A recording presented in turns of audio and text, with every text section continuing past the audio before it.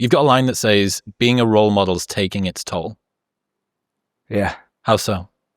How does being a role model take its toll? What song is that from now? That's a freestyle. It's from the Charlie Sloth original 10 years ago.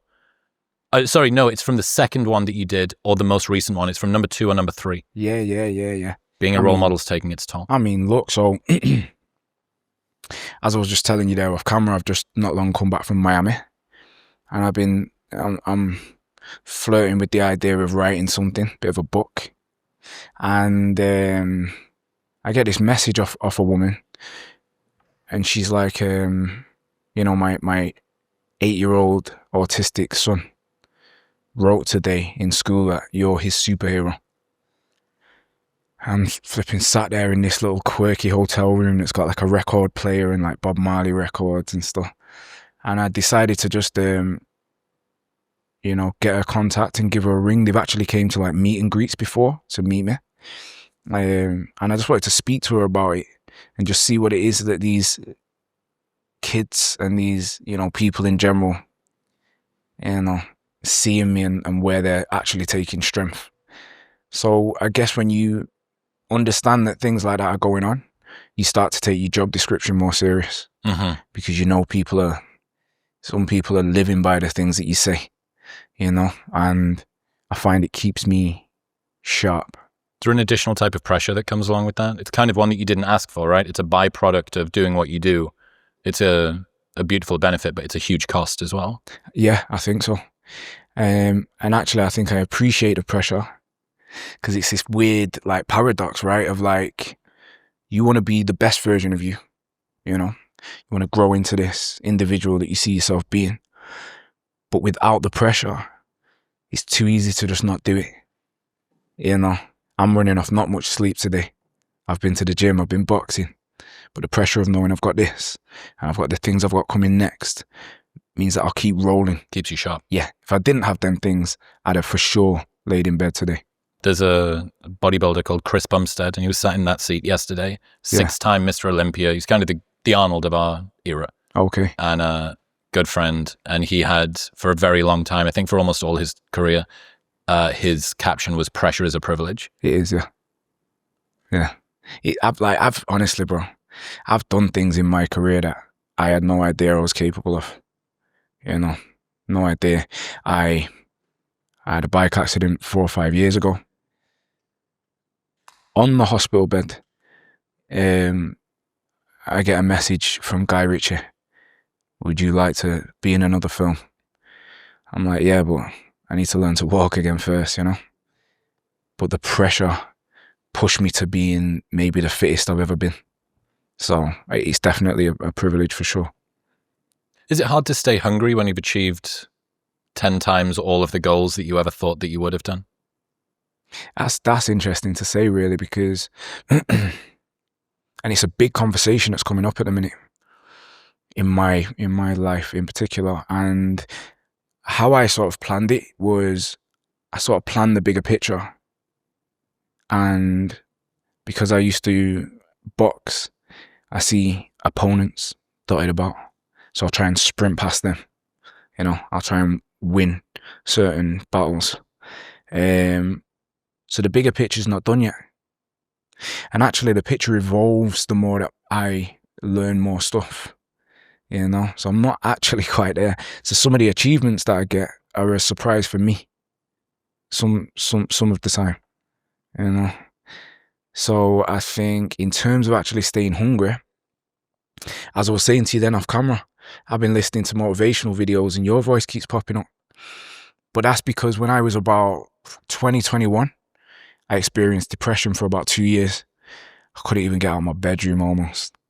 And that's when I started to learn about the law of attraction, listening to motivational videos and sort of creating healthy habits to shake off this like dark place I was in, So now I'm not in a dark place, but I could easily get comfortable. So you got to act with the same urgency, I find. I've heard you say that depression occurs when you're lying dormant. Yeah. Like when you've not got anything better to do. I think an interesting challenge there is the difference between keeping yourself so busy that you don't wallow, that you don't slow up so much that dark things creep in, but also not just overscheduling yourself out of being able to hear the important insights that your brain whispers to you. Yeah. Because when you're very, very busy and you're in chaos mode, you're not paying as much attention. Is this really what I should be doing? And how many artists and business owners and career people have spent so long just in the chaos. Decades later, they turn around and realize not only did they get to a place that they didn't want to get to, but one that they didn't even mean to be in. They go, I was just on this set of train tracks. I didn't realize it wasn't train tracks, it was a car, and I could have turned left or right at any time. I mean, look, I think there's a time and a place for the chaos, which is the come up. I think on the come up, there's like a glass ceiling that you're gonna have to break through, and by hook or crook, you gotta get through it. So the beginning 10 years of my career was chaos. I'm still putting things back together and in the correct place like now. And then I actually put on my Instagram story the other day that balance is the answer to the majority of your questions. And what I mean by that is, like you say, you can go over into chaos where you're becoming like a workaholic to get away from the sort of the darkness, or or you can sort of wallow in the darkness. You got to find a middle ground with that, you know. And what I've found with dark thoughts, or, you know, things that haunt you, is you got to lean into it. But you can't lean into it all the time over the top, because it gets heavy. So yeah, it's such a common talking point. I think I like the fact that you call out the first 10 years of your career was chaos. And now the answer to you is balance. But if you had told you during those first 10 years to have balance, it wouldn't have worked. And I've come up with this insight with Chris, again, the guy that was sat there yesterday, model the rise, not the result. Because if somebody at the beginning of their journey tries to do what you now as a veteran is doing, that wasn't how you got to where you are. That is how you are coping with your current position, and how it's a more advanced technique. It's someone walks into a boxing gym. Okay, let's learn to throw a jab. Let's not try this really complex footwork pattern here. You'll do that down the line. So if someone that's a world champion says, well, a lot of what I'm doing at the moment, my competitive advantage is my amazing complex footwork. Okay, but that's not what got you there. What got you there were the basics done really well. And the basics for most people at the start is chaos and not sleeping much and working really, really hard and no work-life balance. There you go. And look, let's face it, like, my come up was in the rap game. It's the youngest genre of music, you know. Only the Americans have pushed it over to a place where you've got Jay-Z and 50 Cent, and, you know, you start getting over here, it's an embryo, right? So you're looking at a situation that really lacks structure and demonstrations. So a lot of it you're having to figure out as you go along. And then when you talk about rap music, it is, well, essentially we're looking at a guy and he's come up, right? We look at a rapper we're interested in. You know, you're looking at a guy that's come from a difficult beginning. I can be quite articulate about that bit. And he talks about it, and then we relate. We think, I like this guy. I relate to what he's saying. And then some label signs him, or his career starts taking off, and then he goes on the come up, and he starts talking about what he's spending his money on. This country's not really got past that stage yet. We're still evolving from that sort of stage. So for me, the first 10 years was establishing, you know, coming from outside of where the industry was sort of based. It was establishing like a foothold in the game as an independent, you know, and it was chaos because there was no roadmap. You know, you're walking in undriven snow.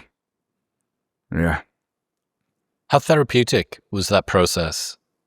Before we started, you were talking about the fact that you worked through a lot with your music. Yeah.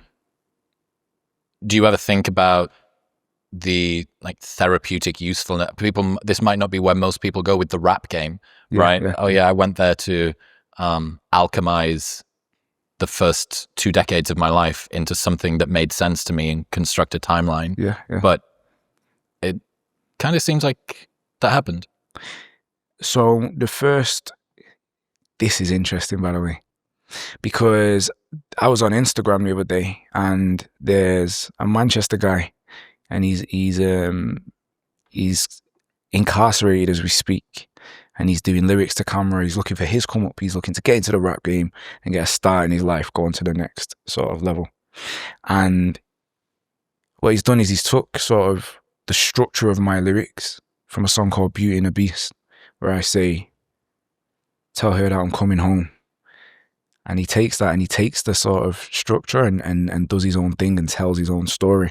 Now, when I first started music, there was 5 years that nobody cared, right? And in that 5 years, I can say this now and sort of to look back in retrospect, I was using it to transcend depression. And me sort of vocalizing the way I was feeling was the quickest way for me to get an understanding of, actually, that's not my fault and I shouldn't be embarrassed about that. But in the mix, I sort of turned them into songs, right?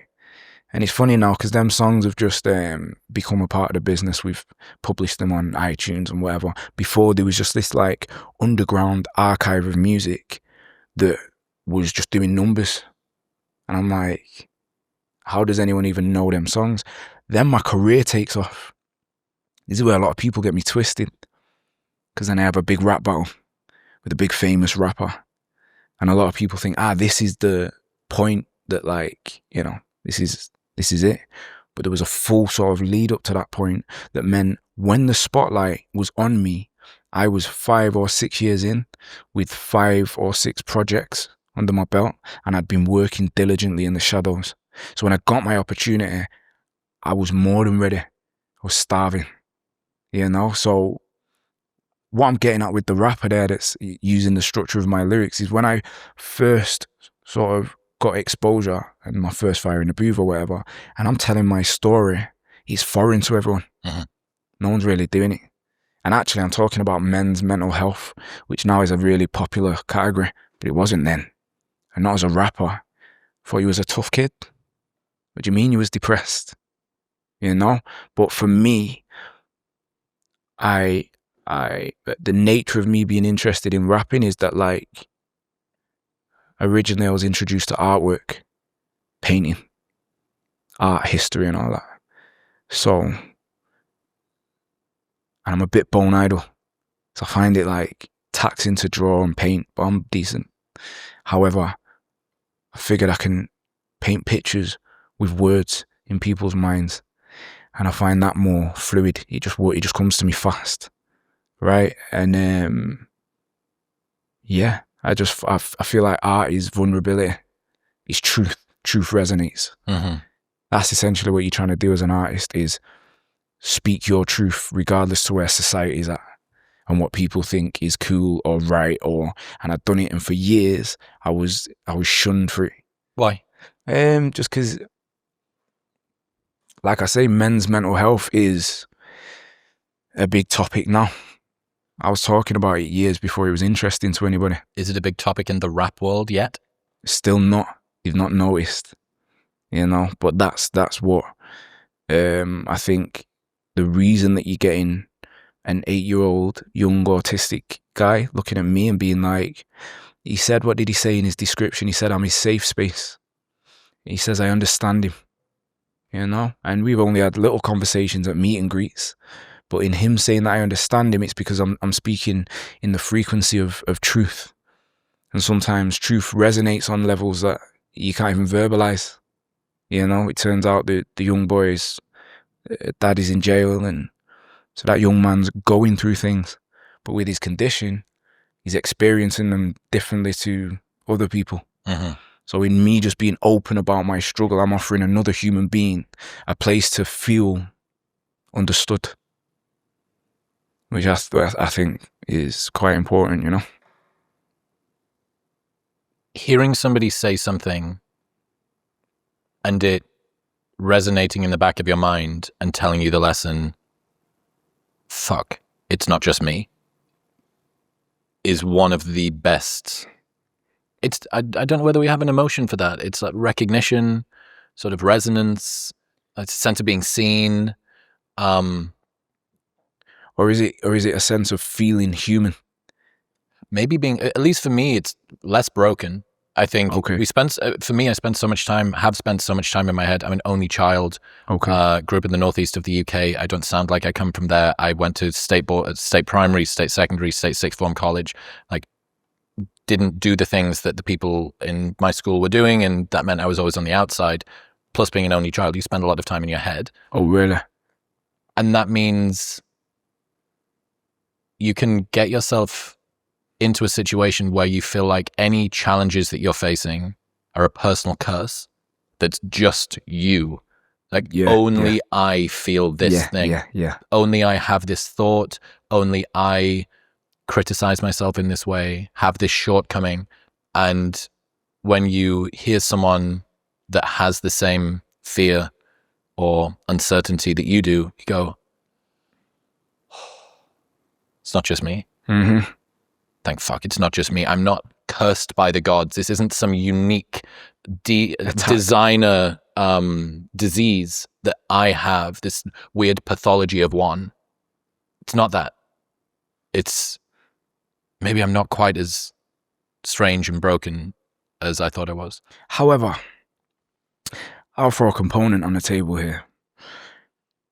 The more that I've sort of grown into my success, the more I understand that, like, as a spirit, I have a purpose.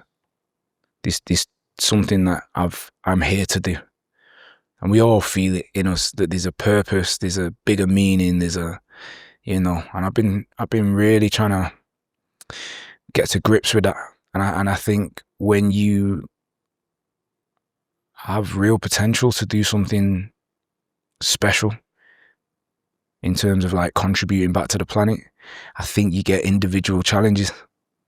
And I think that, my life was quite hard pretty early on, and I could see lots of people that didn't have that particular challenge at that particular time, but that was my individual journey. So, although you're saying, it's not like this personal attack from the gods, they are your set of challenges for you as an individual that give you the opportunity to become your higher self. And the reason I say that is because if I didn't have the bike accident that I had, for an example, that for me was a huge challenge, And then I was coming back from that and thinking, I'm bouncing back. The rap game's young. This will be like a comeback, the biggest UK comeback in history. And then I was hit with a blood clot. And then there's a bigger challenge than the bike crash. And then you realize, like, no, this is for you to sit down and reflect and, really be broken and rebuild.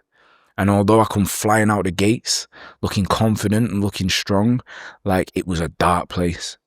A quick aside, if you've been feeling a bit sluggish, your testosterone levels might be the problem. They play a huge role in your energy, focus, and performance, but most people have no idea where theirs are and what to do if something's off, which is why I partnered with Function, because I wanted a smarter, more comprehensive, and more convenient way to work out what's happening inside of my body. Twice a year, Function run lab tests that monitor over 100 biomarkers. They've got a team of expert physicians that analyze the data and give you actionable advice to improve your health and your lifespan. And then seeing your testosterone levels and tons of other biomarkers charted over the course of a year with actionable insights to actually improve them gives you a clear path to making your life better. Plus, getting your blood work drawn and analyzed like this is usually effortful and a nightmare and costs thousands.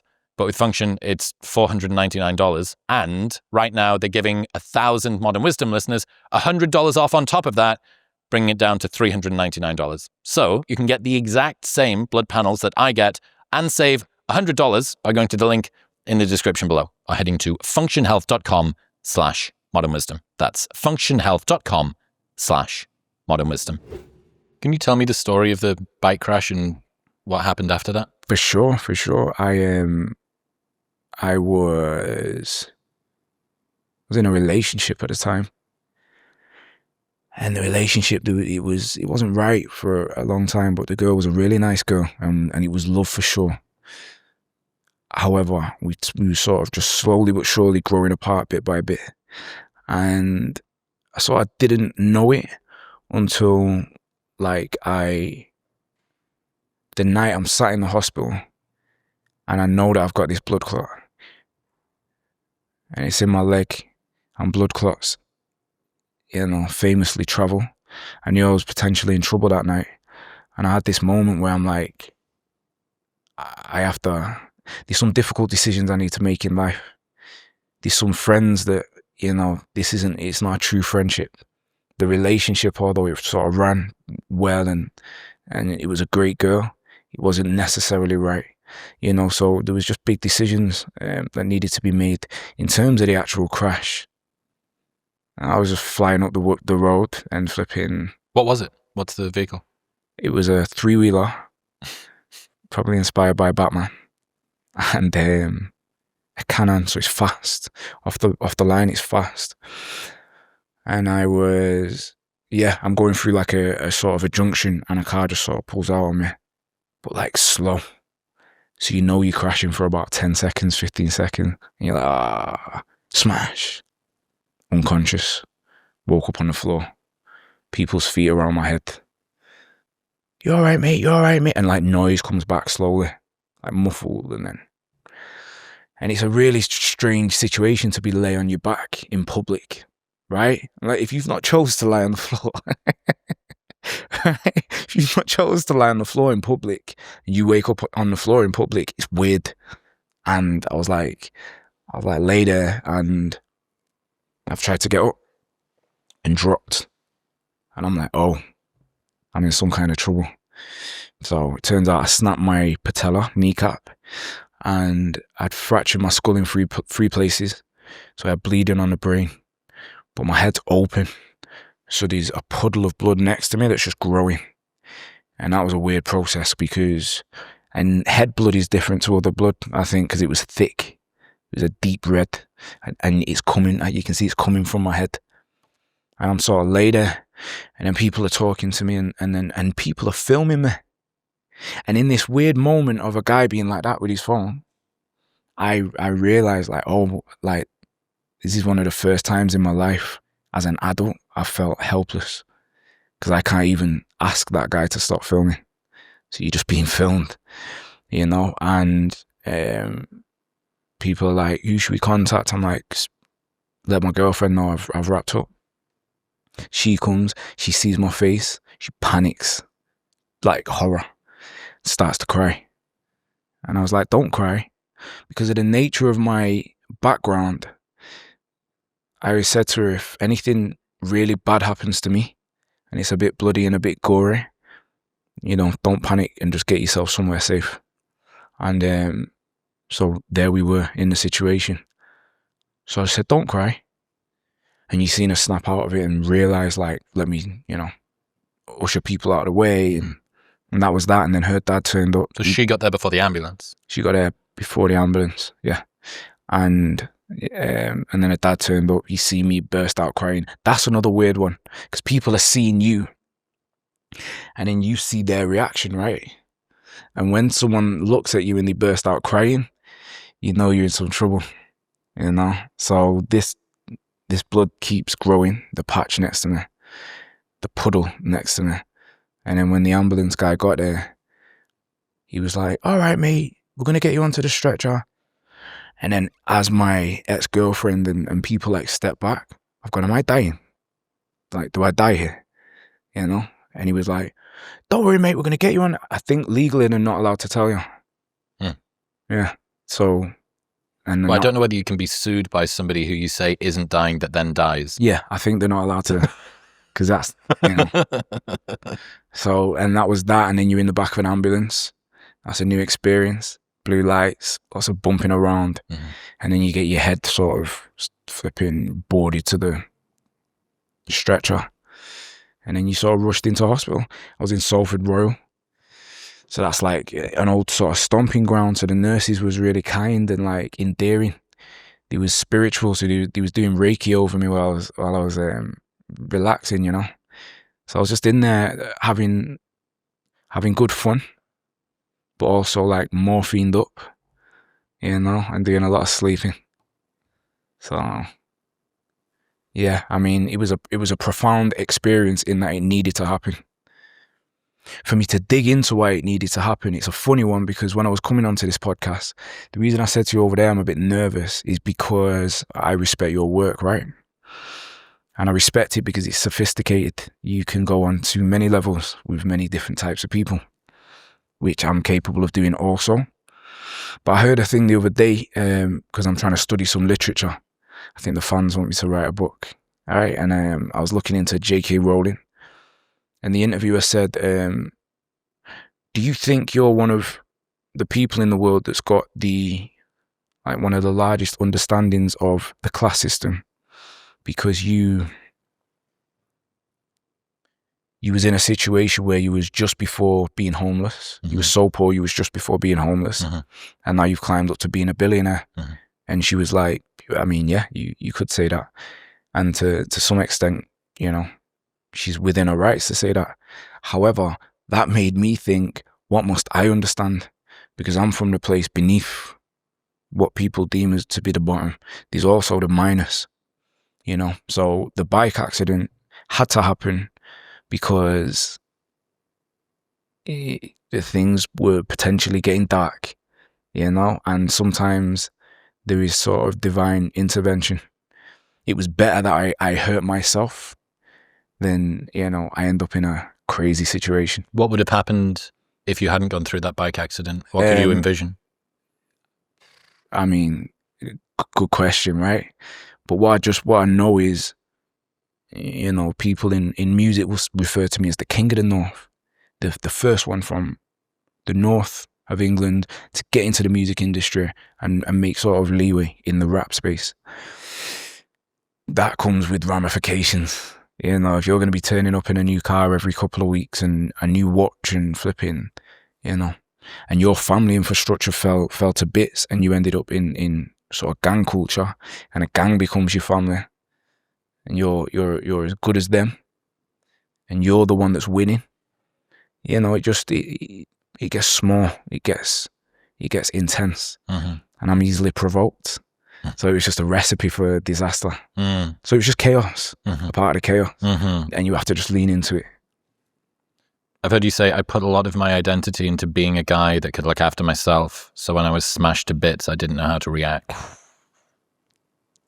So Yikes. You've got this very classic, came from the bottom, self-sufficient, handsy, had to be able to defend yourself and not only defend yourself physically, but philosophically. What is it that I stand up for? What does my virtue look like? And if somebody crosses a line, and maybe the line can be a little bit further away from you, people can cross it more easily than they might do with other people. To then, I have the eyes of the world on me now, which is more pressure. And I'm back to square one. I'm now dependent again, something that I spent most of my childhood and all of my adult life trying to escape from. Dependence, needing anybody. I've got agency. I've got independence now. Fuck. And I'm back there. Was that, humbling is going to be too basic of a word. What was that to you? Like, scary is a bit of a more appropriate word. I remember in my Manchester house, it was sort of on the outskirts towards the countryside, right? And I'd had these guys try and break in. I had a big fight with them. That's to do that's to do with exposure. And then all of a sudden you sort of sat there as a sitting duck, flipping. And I had this little like outhouse that I called the Batcave, right? And I'm sitting there watching a film, and the film was called Bleed for this. I'll never forget this night. And I'm sat there, my legs sort of up on the chair, broken kneecap. I get dizzy if I go like that because my brain's been bleeding. So you'll just start to fall. How long is this after the crash, do you think? This is maybe a month afterwards, but for 3 months after the crash, I'm dizzy if I raise my head. So we're sat there watching this film about a boxer. It's a boxing film. I love boxing. I want to get back like fit and strong, and I'm going to make this big comeback, right? And then partway through the film, smash, he just has the craziest car crash. And like my ex-girlfriend at the time, she'd jumped up awake. And at that point, I'm having like this mad sort of PTSD from the car crash. Because you do experience that in the beginning. Like when I first got in cars and cars would go over 40 miles an hour, you start getting a bit nervous. It's weird. I had to surpass that. So there was little simple sort of challenges that I think some people, it sort of stays with them and they stay nervous forever. But you've got to get back on the horse, so to speak. Mm-hmm. Anyway, in being like, in my adrenaline going in that moment, I sort of thought about all of the crazy situations I've been in my life, and that every one of those individuals that there's been problems with, or altercations, or are jealous of me, or, you know, I've not been completely polite with, you know, if there was ever a moment where they could get me, it's now. And it just like freaked me out. And then I realized I was probably too heavily reliant on physicality. But look, that's that world. You know, if you're going to drop beneath, you know, into the minus, and you're going to exist in that world, then it's a huge currency, being able to, you know, look after yourself. What did recovery look like to get yourself back to fully functional? It looked like a message off Guy Ritchie, do you fancy being in a film again? And me saying, yeah, damn right, I'll get it done. Was that more important than some of the rehab in some ways? Probably, because I remember pulling up outside rehab one day, and I had a Scottish friend who was a boxer, and he'd committed suicide. You know, so I was outside dealing with my own, I'm writing an album, by the way, so I'm writing like the resurrection through these stages of recovery, and I have up days because of the sort of life that I come from. I learned to laugh through traumatic situations, so I'll have up days where I'm just laughing my head off, and then I have days where it catches up with me and I feel quite low, and then it's topped off with, you know, such and such has hung himself. I just remember being like sat outside physiotherapy and a little tear rolled down my cheek. And I literally just had to suck it up and get in there and get it done, because you're going through pain. Like every session is crazy pain, you know. But in my head, I could see Jason Statham, because I knew he was going to be in the film. So this is the second one? This is the second film, yeah. I'd done The Gentleman, and I'd been offered this like action sort of... Bigger role. Jason Statham, notoriously known for his ability in sort of combat sports and his physique, he's, you know, so I've got to try and keep up with him. He's a man's man, and I just felt like I'm not turning up there to be like the tag along. Like, I'm gonna try and on screen fit the bill. Mm-hmm. So I think the comparison between your first role, which was not simple, but at least you were playing an analogous character to yourself in The Gentleman, right? Not too dissimilar to.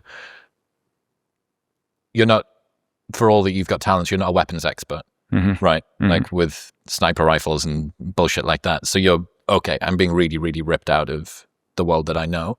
And I think at least what I take away from that is that somebody who's got a lot of self-motivation and discipline and is powered by what they want to achieve still needs a goal to be moving toward in order to drag them through a very difficult time. Mm-hmm. Because had you have not had this new challenge, this new outcome, this new peak that you're aiming toward, how much harder is it going to be for you to go through? Where is the motivation? It's purely self-generated, right? As opposed to every single training session, every single rehab session, Jason Statham's there. Like having a goal for sure changes it.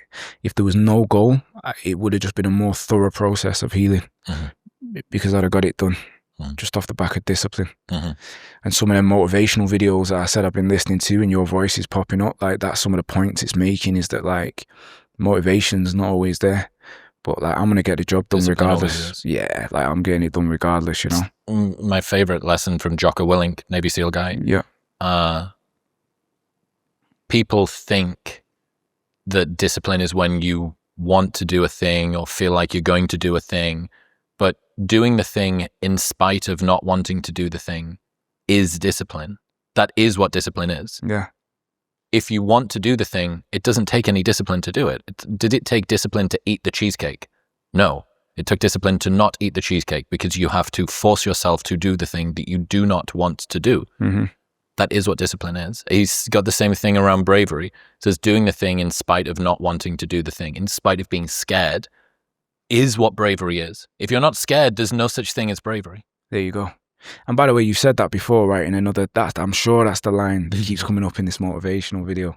You got a live rendition. Yeah, I'm having deja vu, but no, it's true. It's true. Like, and there's some of the things that were sort of resonating with me in times where, like you say, you get to a place in your career that you're successful. You know, sleep starts to feel a bit more comfortable.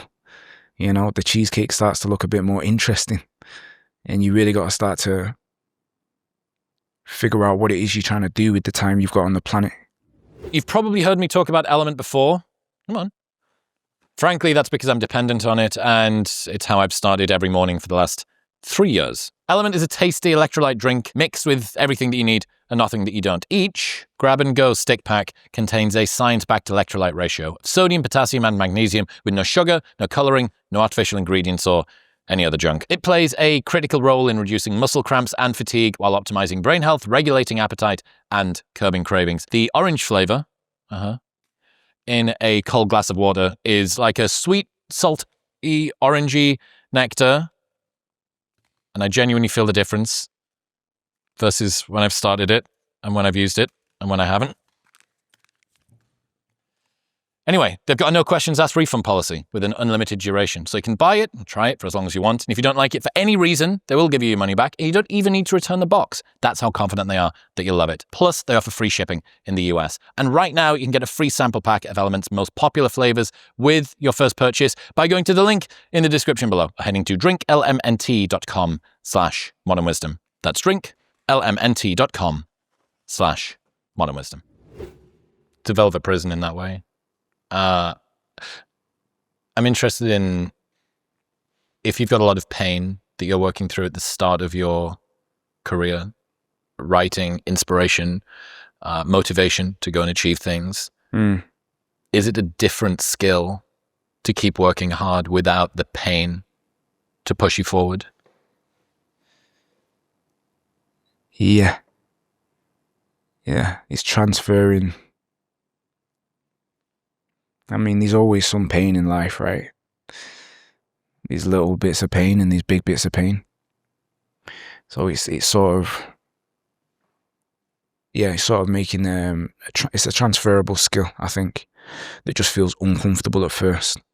You know, because if at first you're motivated by pain and stress, and in my early career, I was motivated by sort of competition with not very legitimate characters, and it was just a world I understood, and the sort of fear of there being a potential problem would make me think, I'm not living like this forever. I'm not getting trapped in this. Like, I need to refine my approach to going to where I'm going, because right now it's a million miles away, you know. And it's interesting actually, because I remember before being in the Gentleman film, being sort of parked outside the boxing gym, and ending up in a physical altercation with a guy that had just got out of jail for he killed his own cousin. This is me bringing you into Manchester, all right? There's no rappers. There's rappers, but they're not earning a living from music, you know, substantially. And there's some talented guys, but they're not making inroads into the game, right? And I'm sat there, I'm a couple of years into being a bit famous and making some music, and there's this whole sort of inspirational thing building up. And this guy that's just flipping, he killed his cousin 9 years ago. He does 9 years in jail. Sees Bugzy Malone sat in a car, he's banging on the door. Long story short, me and him end up in a fight. I'm outside the boxing gym. I'm going to the boxing gym to do some sparring, because that's the way I stay on the straight and narrow, you know, because I'm not signed to a major label, or like, I go into being in a really sort of famous situation to just having free will. And that's where a lot of rappers or famous people fall to bits. because they don't fill that middle bit with anything productive. They go to the clubs, they see different women, you know, there's no structure to it, so they fall to bits. So boxing has played sort of a role in just sort of keeping me focused until sort of the next assignment. Anyway, I get into this flipping big kerfuffle with this guy, and I come out of the situation, and because of the way that the situation went, he wanted retribution or whatever you'd call it, and it was I took motivation from that. The fact that this guy says, when I see you, I'm going to do whatever. I would take motivation from situations like that. You sort of climb in your career, and them situations subside, and you're right, and you're just dealing with your own ambition, your own sort of goals, and you're no longer fueled by fear or, you know, anxiety or whatever it is. Chip on your shoulder. Yeah, and I found that difficult. And that's where the whole sort of be inspired motto sort of came from. Because if I see people that have done well for themselves, I want to study the history. How did he do well for himself? Why did he do well for himself? Where did it go wrong? Did it go wrong? You know, and in studying different people, the Roman Empire, emperors, kings, you know, I sort of seen the people that failed and the patterns as to why they failed, and the people that sustained and remained impressive throughout their life. What are some of those patterns that you've noticed? Vices. And that's why I say, and what I sort of seen is that some of them people didn't come from the streets or the minus. They had good parents, a nice life, but life still presents bits of pain, right? And I think that undertone, Garbo Mate is quite good around this topic. I think the sort of undertone to any vice is like a sort of low-level pain. It's like having a headache all the time, and you want to suppress the headaches. You want paracetamol, right? But then people do it by way of vices: gambling, drinking, drugs, smoking, all of the vices. And I feel like them vices grab people. The 7 deadly sins: lust gets people, greed gets people, and I think you're attacked by them things. I think the higher you sort of climbing towards doing something positive for the world and sort of instilling love back into a world that's always like battling each other, I think the more you're attacked by these, you know, lust, greed. Oh, that's interesting. That's interesting. That it is a counterweight. As you put things into the world that you think are good, you are tempted by ever more seductive and ever more advanced. Well, let's give it biblical framework, right? Which is in the right place. Since we've got these stained glass windows, you know, if you look at it from a position of, if you believe you're a soldier of God, you're doing God's work on the planet, and that's just being a good person, you know, helping, contributing. You might be a teacher, you might do charity work, you might do a podcast and inspire people, music, whatever it is. And your intention is to be as helpful to the planet as you possibly can. And we're using this biblical framework and seeing it like it's a film. Then, you know, it's as if demons are now triggered by you and the light that you carry.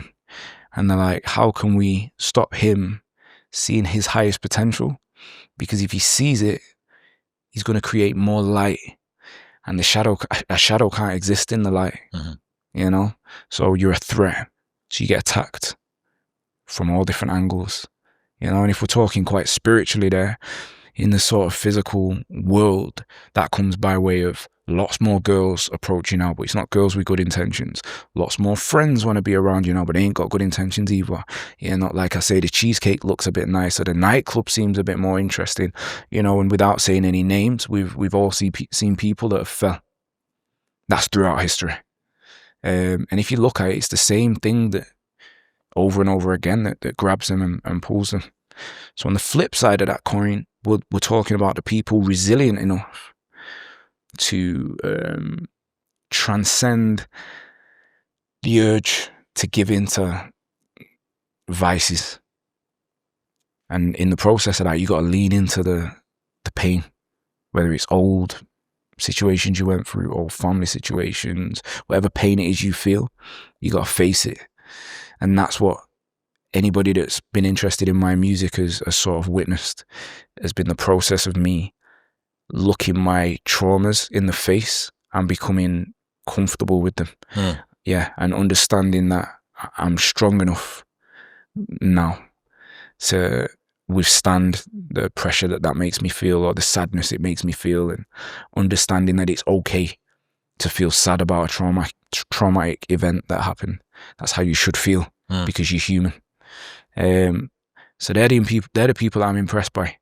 So when you're talking about Matthew McConaughey, Denzel Washington, these people that have just sort of figured out a job description and become really good at it, and then just kept climbing and building and refining themselves. And I think I've seen McConaughey's talking about how he used to drink a lot, or, you know, he's human and he's been through his stages. So then for him to get to where he's landed is double impressive. That's the unique challenge, I think, of being somebody who's started to achieve some success and then has a pullback. Because at the very beginning, there's nobility. There's every single underdog movie in history is some guy coming from nothing and working hard to win the girl, free his family from poverty, fix whatever the problem is. When you have something that involves, there's a guy who's got it, lost it, okay, now what are you going to do? Because that feels very different. For glory kind of only exists in retrospect. It doesn't happen in the moment. And if you are somebody that is currently on a pullback, well, I thought you said that you'd stop drinking, or you're drinking again, or you're back there. So by pullback, you mean like a relapse type? Or a crash, where you start to I thought I'd overcome my self-doubt. Well, you've been thrown a heavier challenge. You've been given something that you in the past would not have been able to get over, but looks from the outside like kind of a similar situation. Okay, we're back to something close to zero. How are we going to deal with this? Well, if I don't come back from this, this is the footnote. This is how it ends. This is the final chapter of the story. If I don't overcome this. That's the difference between being the person who did continue and did stay resilient, or the one who gets added to the much bigger pile of people who were caught by their vices, and fear is certainly one of those big vices. Yeah, I totally agree, by the way. And like, so I've been doing some writing at the moment, and I'm sort of doing, I don't know if I should be saying this because it's very early on in the process, right? But it's like a sort of a biography, but it's sort of self-help in that what I'm basically saying is that life is a set of battles. It's a set of fights. And all you can really do is be prepared for them fights when they turn up. So a lot of people will see me boxing to quite a high level, and they're like, why is he boxing so much? Is he going to fight? But for me, the framework of boxing, when I'm performing well in boxing, I know I'm physically and psychologically and spiritually ready for whatever lands on my desk, you know? And that's just the way that I feel life is structured. I feel like no matter who you are, and how you live in, what world you come from, like, life is going to challenge you.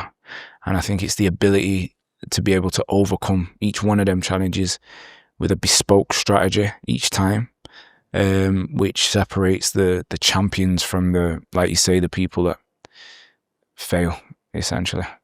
I think my favorite idea I've learned from you since doing my research is it's easy to be inspirational when everything's going well.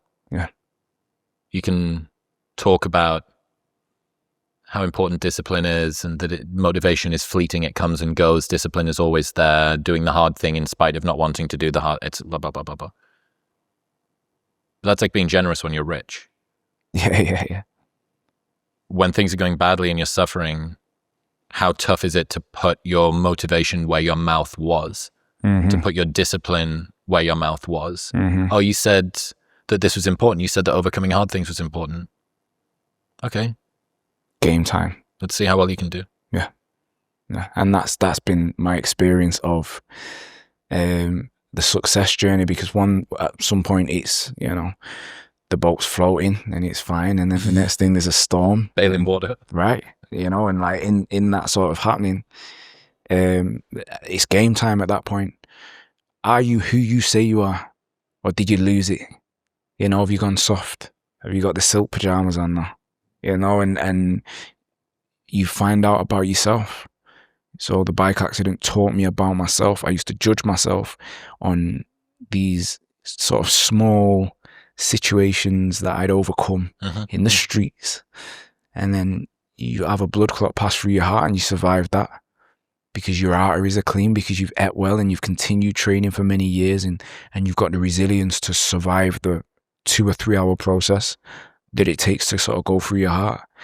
You understand you've got a different kind of strength, you know, and you sort of respect yourself more, because it's not a bravado. It's nothing to do with anything like that.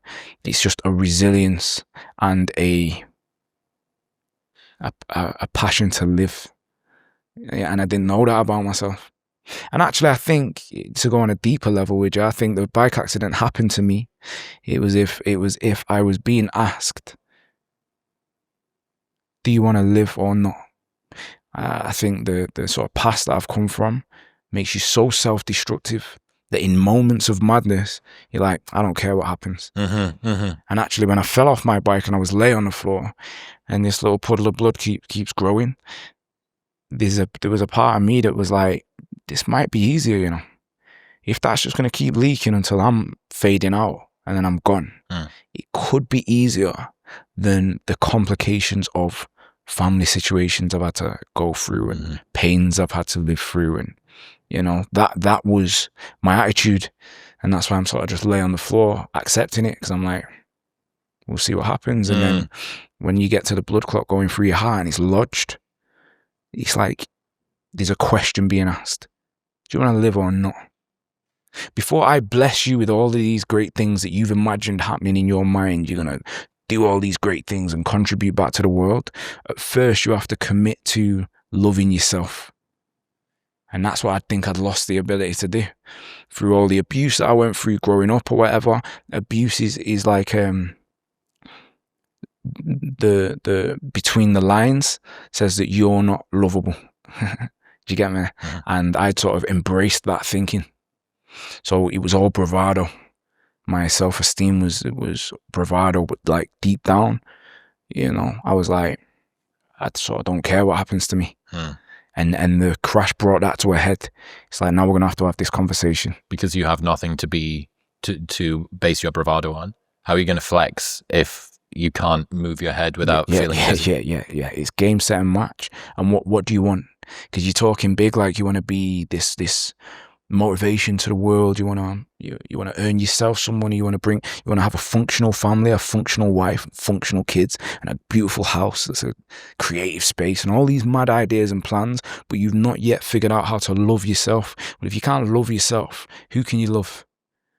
And that's sort of what I learned about like trauma. Trauma sort of chips away at the ability to love yourself, and in losing the ability to love yourself, you lose the ability to love anybody else or the world or creatures in the world. You know, you see people being cruel to dogs. It's all coming from inside. They can't love themselves. So that's what happened when the night of that blood clot. What was this? Was the blood clot due to the crash? Something related to the crash? Like, so I'm in Salford Royal Hospital, right? And the nurses are a great laugh. We're sat in there. I'm like, nurse. She's like, what? I'm like, I want to watch a film. She's like, click on the film. Then I'm like, it costs money. I've had a crash. You being a diva. I've got no dough. She's like, do you want me to lend you some dough? I'm like, lend me some dough. So we're laughing our heads off all day. And I'm on morphine. Turns out I'm a great laugh on morphine. I've never took it before, so I didn't know. So I'm just laughing my head off, right? And then it's COVID. So loved ones aren't allowed into the hospital, right? And when I was getting discharged, they said, you should put weight on your foot because I've got this broken kneecap and I'm in a cast, like a brace. And I forgot, because morphine is one hell of a drug, you know? So I wasn't better. I just thought it hurts. I'm not going to put weight on it. I've got crutches. I'm not going to put weight on it. Didn't put weight on it. And then and then I changed my diet a little bit. I started eating things I wouldn't normally eat, right? I was the guy training and eating salmon and eggs for breakfast and all that. All of a sudden, I'm having like scones, clotted cream, jam, cup of teas in the morning. Like, I'm going mad. And like, it's thickened my blood, you know? And it's resulted in a clot. And once a clot's there, it does one or two things. You know, it either lies dormant and sort of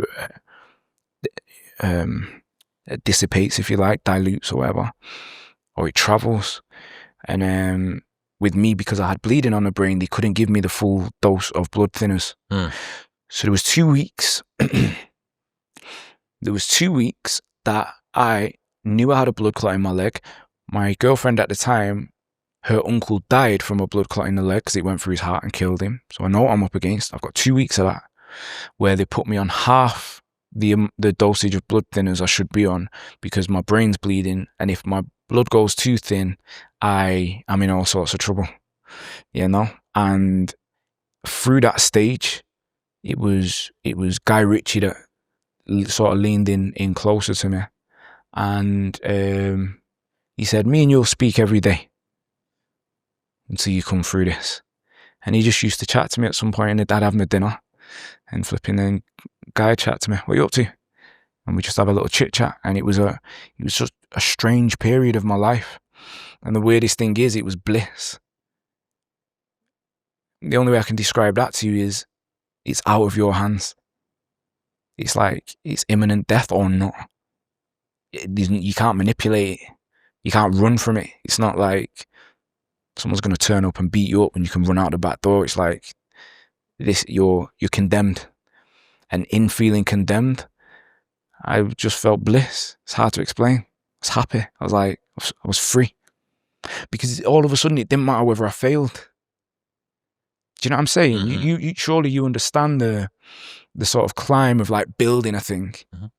and the pressure that you put yourself under to achieve the things you believe you're capable of achieving.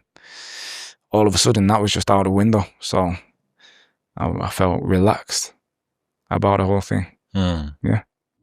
Before we continue, you are probably not eating enough fruit and vegetables, and you know it. And this is going to help. Good news, AG1 just released their next-gen formula. It is a more advanced, clinically backed version of the product that I've been drinking every day for years. So you still get the same one-scoop ritual, but now with an even more thoughtful formulation, flavor, and 4 clinical trials behind it. AG1 has been evolving since 2010, continuously improving alongside the latest research, and AG1 Next Gen is the result clinically shown to help fill common nutrient gaps and support gut health, even in people who already eat well. In one study, it boosted healthy bacteria in the gut by 10 times. And if you're still unsure, they've got a 90-day money-back guarantee, so you can buy it and try it for 3 months. And if you don't like it, they'll give you your money back. Right now, you can get a year's free supply of vitamin D3, K2, and 5 free AG1 travel packs, plus the 90-day money-back guarantee by going to the link in the description below or heading to drinkag1.com/modernwisdom. That's drinkag1.com/modernwisdom. What have you learned from your time with Guy Ritchie? I mean, look, I've done a film. I spent some time with him off set. And I guess what you sort of witnessing is excellence, is just somebody that I could relate to, and somebody that somebody that makes you sort of understand that success in what we deem as success. We look at his brand, right, and we see success. It's the result of years of sort of work and refinement, and when you understand that, it breaks it down. Because it's such a big brand that if you're not careful, you just see a giant. And then when you speak to the human being behind it, you're like, oh, like you've really worked your ass off for years, you know? So I learned that. And there's lots of other little sort of details I sort of learned, but like that was the sort of main thing that I understood.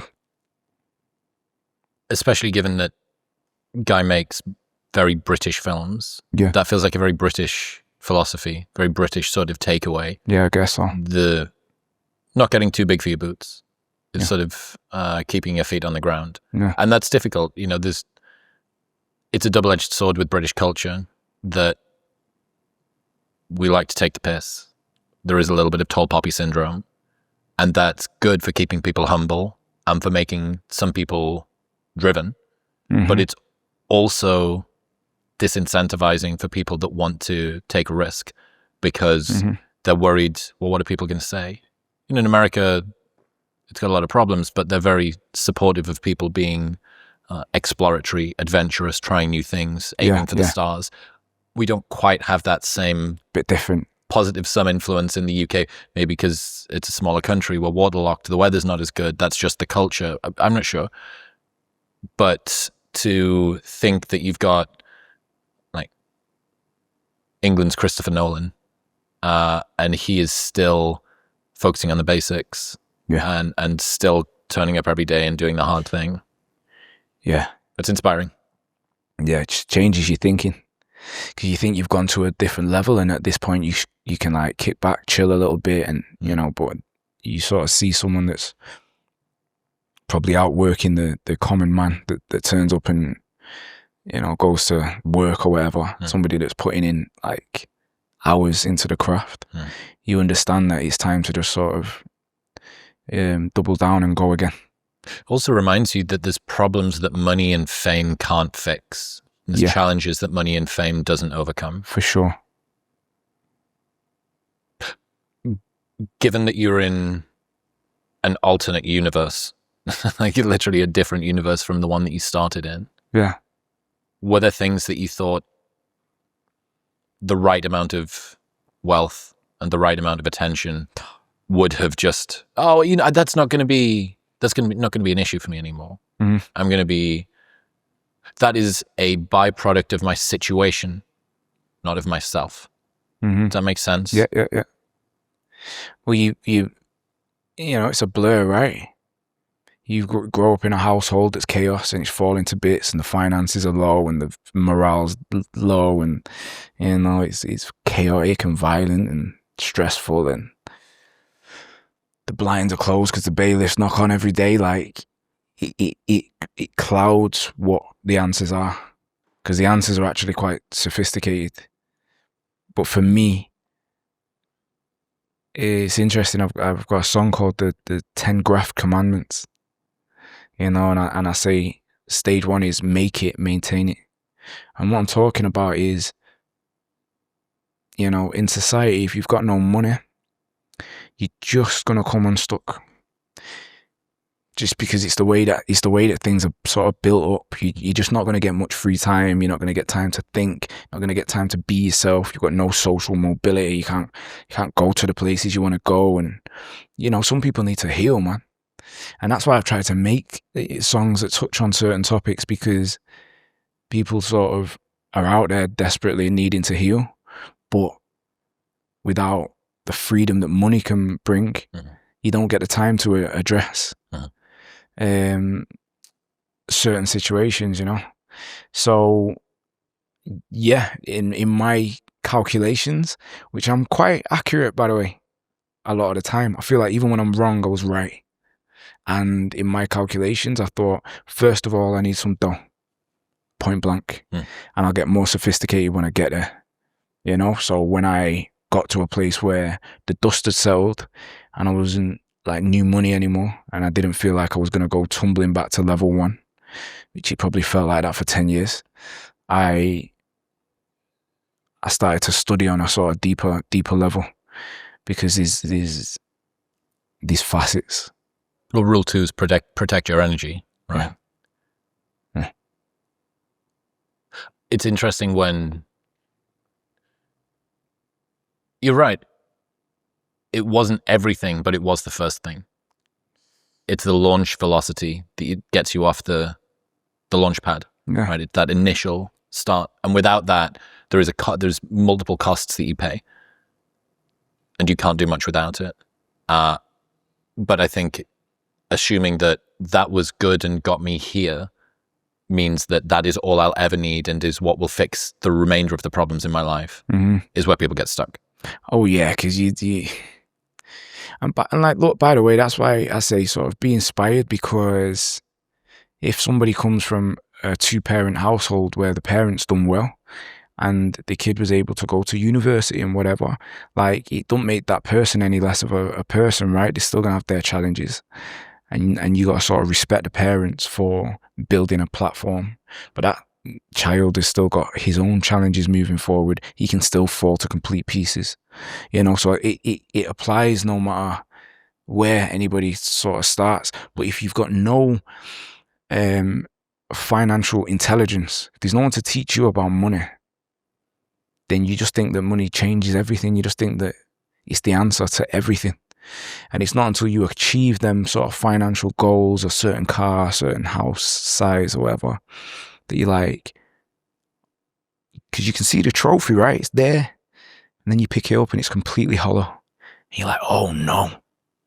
Because I thought inside that trophy was going to be the answers to all my trauma, all my pain, all my fractured and damaged relationships with family members that are dysfunctional and haven't transcended it. And I thought it was going to really, and it's like, no. What this does is gives you the freedom to do the work.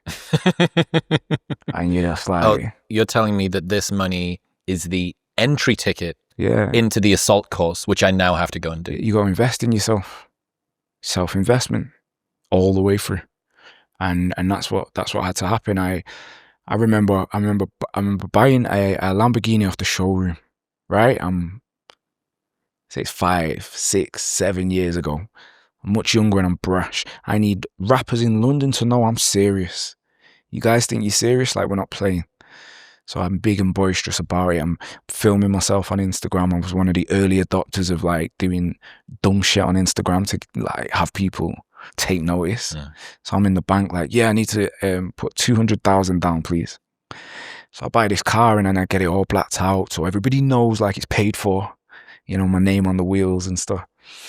I remember like, as I go to drive off the showroom, I don't know what I thought was going to happen. I probably thought I was going to take off and fly to Mars and like the rest was history. I come off the showroom and I was like, oh, like nothing's changed. Not only has nothing changed, now I actually understand that financial gain isn't going to change certain things. Like, I'm still stressed out about that thing I was stressed out about this morning. I'm excited because I'm driving a Lamborghini. But like, that's going to fade. The novelty will wear off in 10 minutes and we're back to square one. And at that point, by the way, I've only really ever, in the come up of my career, I only really spent money on investments. That was an investment in the brand to show people that like, I'm not just saying it. I think a lot of successful people are just sort of saying it and they're telling you how to, I've been around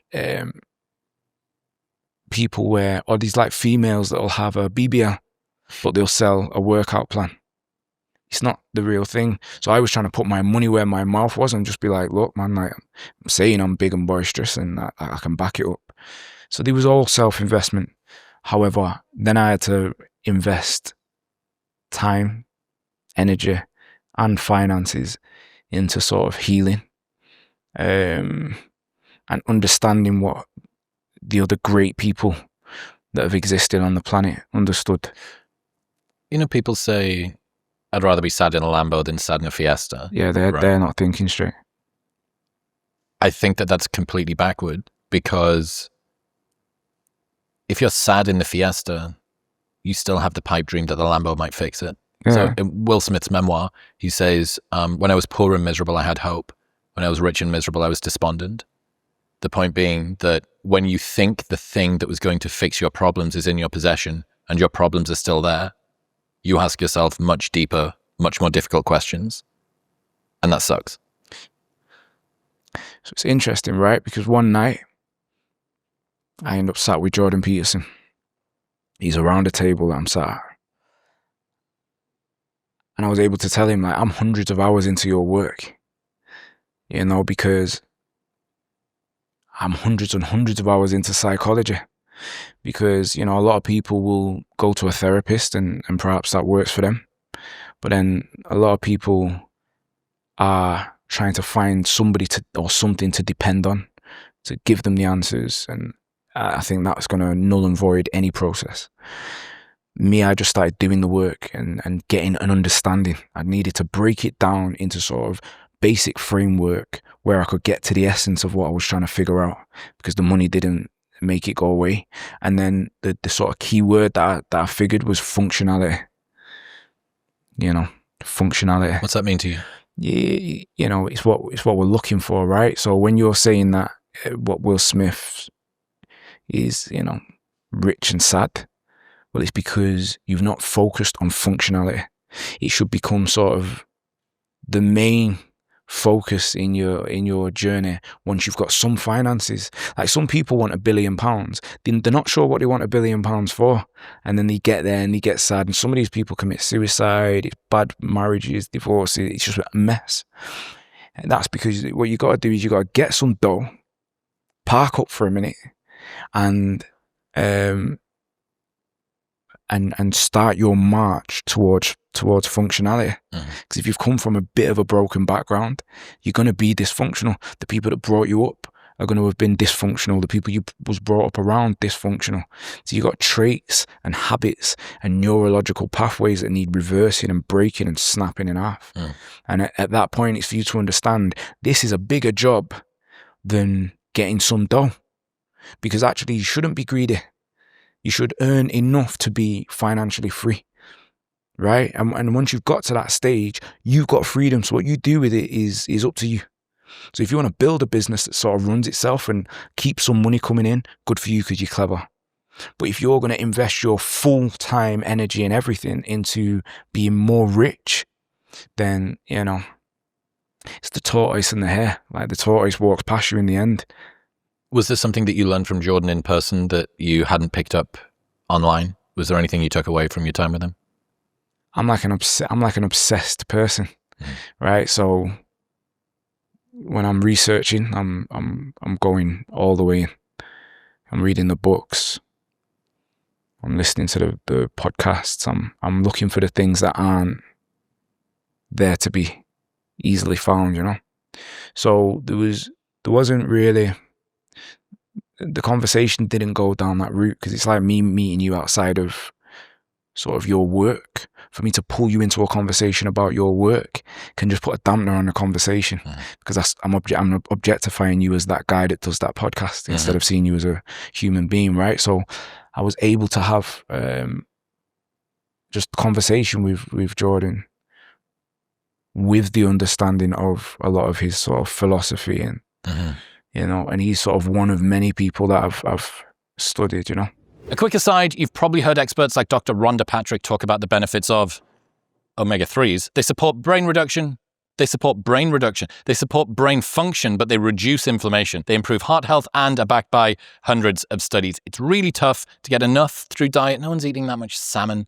Come on. And with Momentous, you're getting the highest quality omega-3s on the market. They're NSF certified for sport, and they're tested for heavy metals and purity. Huge deal if you're getting anything that is seafood supplement related, which is why Momentous is unparalleled when it comes to rigorous third-party testing. What you read on the label is what's in the product and absolutely nothing else. Best of all, they've got a 30-day money-back guarantee, so you can buy it, try it. There's 60 capsules. You take 2 per day. You can take this entire bottle, and if you don't love it, they'll just give you your money back. So it's risk-free. And they ship internationally. Right now, you can get 35% off your first subscription and that 30-day money-back guarantee by going to the link in the description below or heading to livemomentous.com/modernwisdom and using the code modernwisdom at checkout. That's livemomentos.com/modernwisdom and modern wisdom at checkout. I love the idea of objectification. I've been thinking about this a lot. I was sat next to Tucker Max. You know who he is? No. So he wrote a book called I Hope They Serve Beer in Hell. It was called Fratire. So it was 10, 15 years ago. He was a young guy drinking and partying and fucking women and writing about his exploits. It was like American Pie, the book, right? Okay. Like kind of like that. And it was like semi-memoir-y stuff, and he was really fantastic. Then he went away, did 5 years of daily psychotherapy, and came back a changed person, much more aligned. Still very confident, but much more aligned. And I sat next to him at dinner in Austin, where I live now. And we were talking about objectification. And he was saying to become successful as a man is to agree to allow the world to see you as a resource to be extracted from, or a human to be objectified.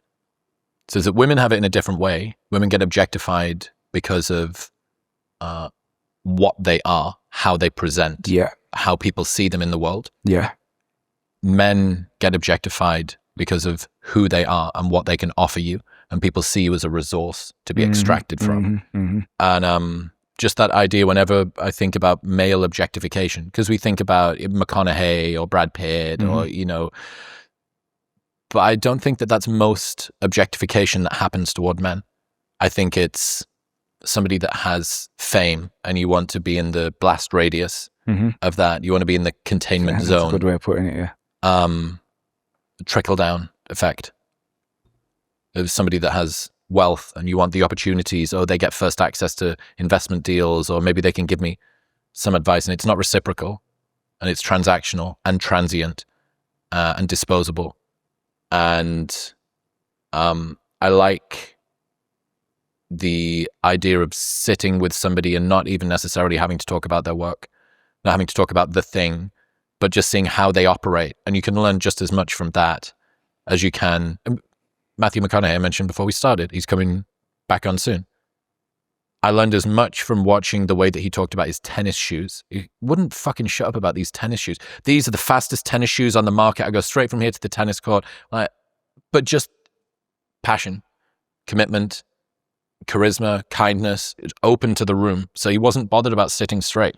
He decided to come in and he put his chair right out to the side. Yeah. He sat like this. And he's like, these tennis shoes, fastest tennis shoes on the market. And he's just talking to everybody that was sat there. And I just thought, so fucking cool. Nothing about how you do a movie. Nothing about how you act. And he's there and he's got nothing in his mouth. He's like, the way he does, like does this. It's like, so cool. But yeah, to be successful as a man is to agree to be a resource to be extracted from, or a human to be objectified. Yeah. And that's a difficult position to exist in, especially if you're street smart. You know, they say the terminology, you can't kid a kidder. And people are trying to warm you up, and you know, they've got a goal in mind of what they're going to extract from you. And what you're supposed to be is you're supposed to be blind to the fact that that's what they're doing. And if you're not, and if you do come from a situation where you're street smart now or sharp, you see it coming every single time. And it's problematic because it changes your relationship to people. I'm much more skeptical. Yeah, well, just, I mean, you don't have to be, you can withdraw a little bit, right? And yeah, actually much more skeptical, because exposure means that people can sort of see, people can see you more, you're more lit up, but actually you can see them more. And that's what they don't take into consideration. They're forgetting the fact that you're experiencing, if they're not creative, 6 people just used your same approach today. Right? And you're supposed to act like you can't see what they're doing. Yeah, okay, we're going through this again. That must be, you know, to fly the flag for the other side. I imagine that's what it's like to be a really attractive woman. That I always thought this. Hot girls on the internet complain that they struggle to get guys to treat them well, treat them normally. And I think that's because there's this weird reality distortion field. I'm going to try your drink. Get this in. Come on, if you're lagging. Let me see what's happening. No, I'm not lagging. Good. I don't think you're lagging. I don't normally do caffeine. Okay. Well, just a little. I'm very interested to see what it tastes like. All right, okay. First sip review. I mean, yeah, it's nice. Good. That'll do. And I'm not just saying it because you sat across the table. Thank you. Yeah. Well, look, and that fuel your focus. So I'm going to get more focus now. A little bit. Could I potentially change here as the Yeah, well, if we start seeing you levitate, we'll know you've had too much. Oh, is that what that is? That's just what happened. Yeah. My vocabulary could increase and things like that. Yeah, well, if you start rapping, we'll know that it's worked. But yeah, that must be what it's like to be an attractive woman. Your value to the world is immediately available for everybody to see. And how are you able to discern whether or not this person who's talking to you and seems nice and seems like they've got your best interests at heart, what do they really want? Yeah. What do they really want from you? So I guess on the same vein as that, have you found that fame has brought more freedom or more cages in that way? Do you know what? I don't take it too seriously, because I'm independent. So the actual term fame, I just don't take it too serious. Mm-hmm. I'm just who I am, and I'm exposed. Sometimes I lean into it and do a bit more, and sometimes I take a step back and relax. And I guess I've been sort of magnetic since I was a kid. I've always attracted a lot of attention for no particular reason. It's like for my spirit or something, just people gravitate towards me, and it's been like that since I was young. So it's always been the same process. So getting famous was just the accelerated version of that. Like, I'm not used to it. Do you know what I mean? So interesting. Yeah. That's just the way it's sort of been. And I think when I see people that take fame too seriously, I just know that they're going to come unstuck. It's like, you're going to come unstuck because you're taking a thing serious that doesn't take you serious. Fame doesn't take anyone serious, man. It's just not gonna, like, because there's time and there's changes in trends and there's, so one minute you're famous and you're popping and you've done that last thing and now people are treating you like this.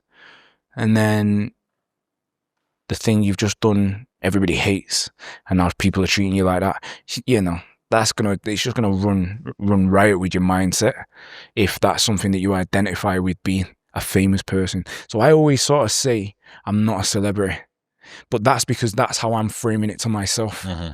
I think if I sort of walked around thinking I'm a celebrity and X, Y, and Z, if I walk in a room and nobody has a clue who I am, which happens a lot because you're in different places in the world and whatever, then you're gonna be like, like your identity's been messed with. But if you can derive a sense of identity from who you actually are, you got to get in tune with your spirit, and when you start to sort of get in tune with your spirit, then no matter what changes around you, the environment, the surroundings, you know what you are, where you stand, so me coming to do this podcast today, I told you before I'm nervous. But it's because I know that it's different, it's a different situation. However, I also understand that I deserve to be here as much as a guy that might be 54 and has way more experience than me, has way more accolades than me. There comes a point where you start to understand that, like, you're enough. And it's like a shame because society doesn't encourage that thinking. So when I bump into a fan and he's like, bro, like, you're my idol, or I'm trying to be like you. He's like, no, you're trying to be like you. And that's what you should be trying to do. Be the best version of you. Because for all you know, the best version of you is better than me. The best that you can hope for if you're trying to be somebody else is being the second best in the world at something. No one's going to beat you at being you. Exactly. The best you can hope for is to be the second best Bugzy Malone. Yeah. No one can beat you at your personal set of skills. So before, when you were saying, you're a single child, and you start to talk about the components that sort of make you as a whole in terms of psychologically and physiologically, that these are all of your specialities, man. And that's how I sort of feel. I feel like you bolt on discipline to all of your quirks. I'm sure I'm on some end of the spectrum. I'm sure I've got ADHD. I'm sure I've got a load of these labels, right? But if you bolt on discipline to that and you get the mind under control, then all of a sudden the hyper focus in ADHD just becomes a superpower. you know. And so that's my thinking. And I think that, like, when I see people that become like, they feel helpless, because I think society encourages that helplessness, because then you're dependent on a drug or a certain chocolate bar or whatever it is they can sell you. You know, I think you're in trouble when you become dependent and you don't understand that, like, actually, like, I'm enough. I can be whoever I want. I looked at this really interesting study about bariatric surgery and gastric bands. Okay. So less popular now that Ozempic exists because we've got a pharmacological replacement. Yeah. But when people who are overweight and want to stop eating so much, they get a gastric band fitted. Now, there is an increased suicide risk after people have the surgery. Why? It's a very serious surgery. A lot of the time, there can be complications. It's a big open wound that can get infected. There can be general complications. People can struggle with just the pain and the recovery. But the big underlying psychological reason, typically, is in the past, people had an issue that they were coping with through food. Yeah, they now no longer have the ability to eat the food. Yeah. And the issue persists. Yeah. So the coping mechanism has been taken away from them. Yeah. And the problem that they were coping with has not. So their ability to sedate themselves with food to hide from whatever that challenge was has gone away. And the problem's still there. So again, functionality. That's a dysfunction.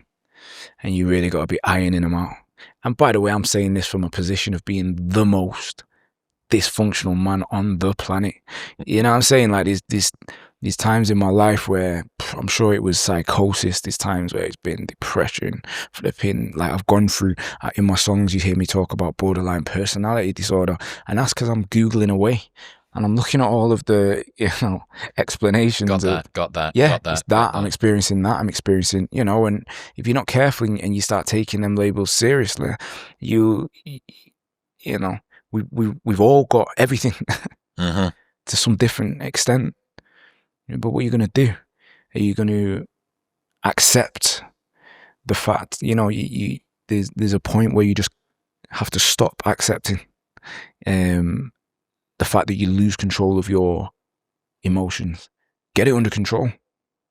Build discipline, like these ways, you know, and that's what I sort of had to study and figure out. And actually, when you actually break it down, it's all the basics. It's doing the fundamentals well. And you start doing the fundamentals well, things just sort of drop into play. You just have to do that on repeat, really. What are the fundamentals to you?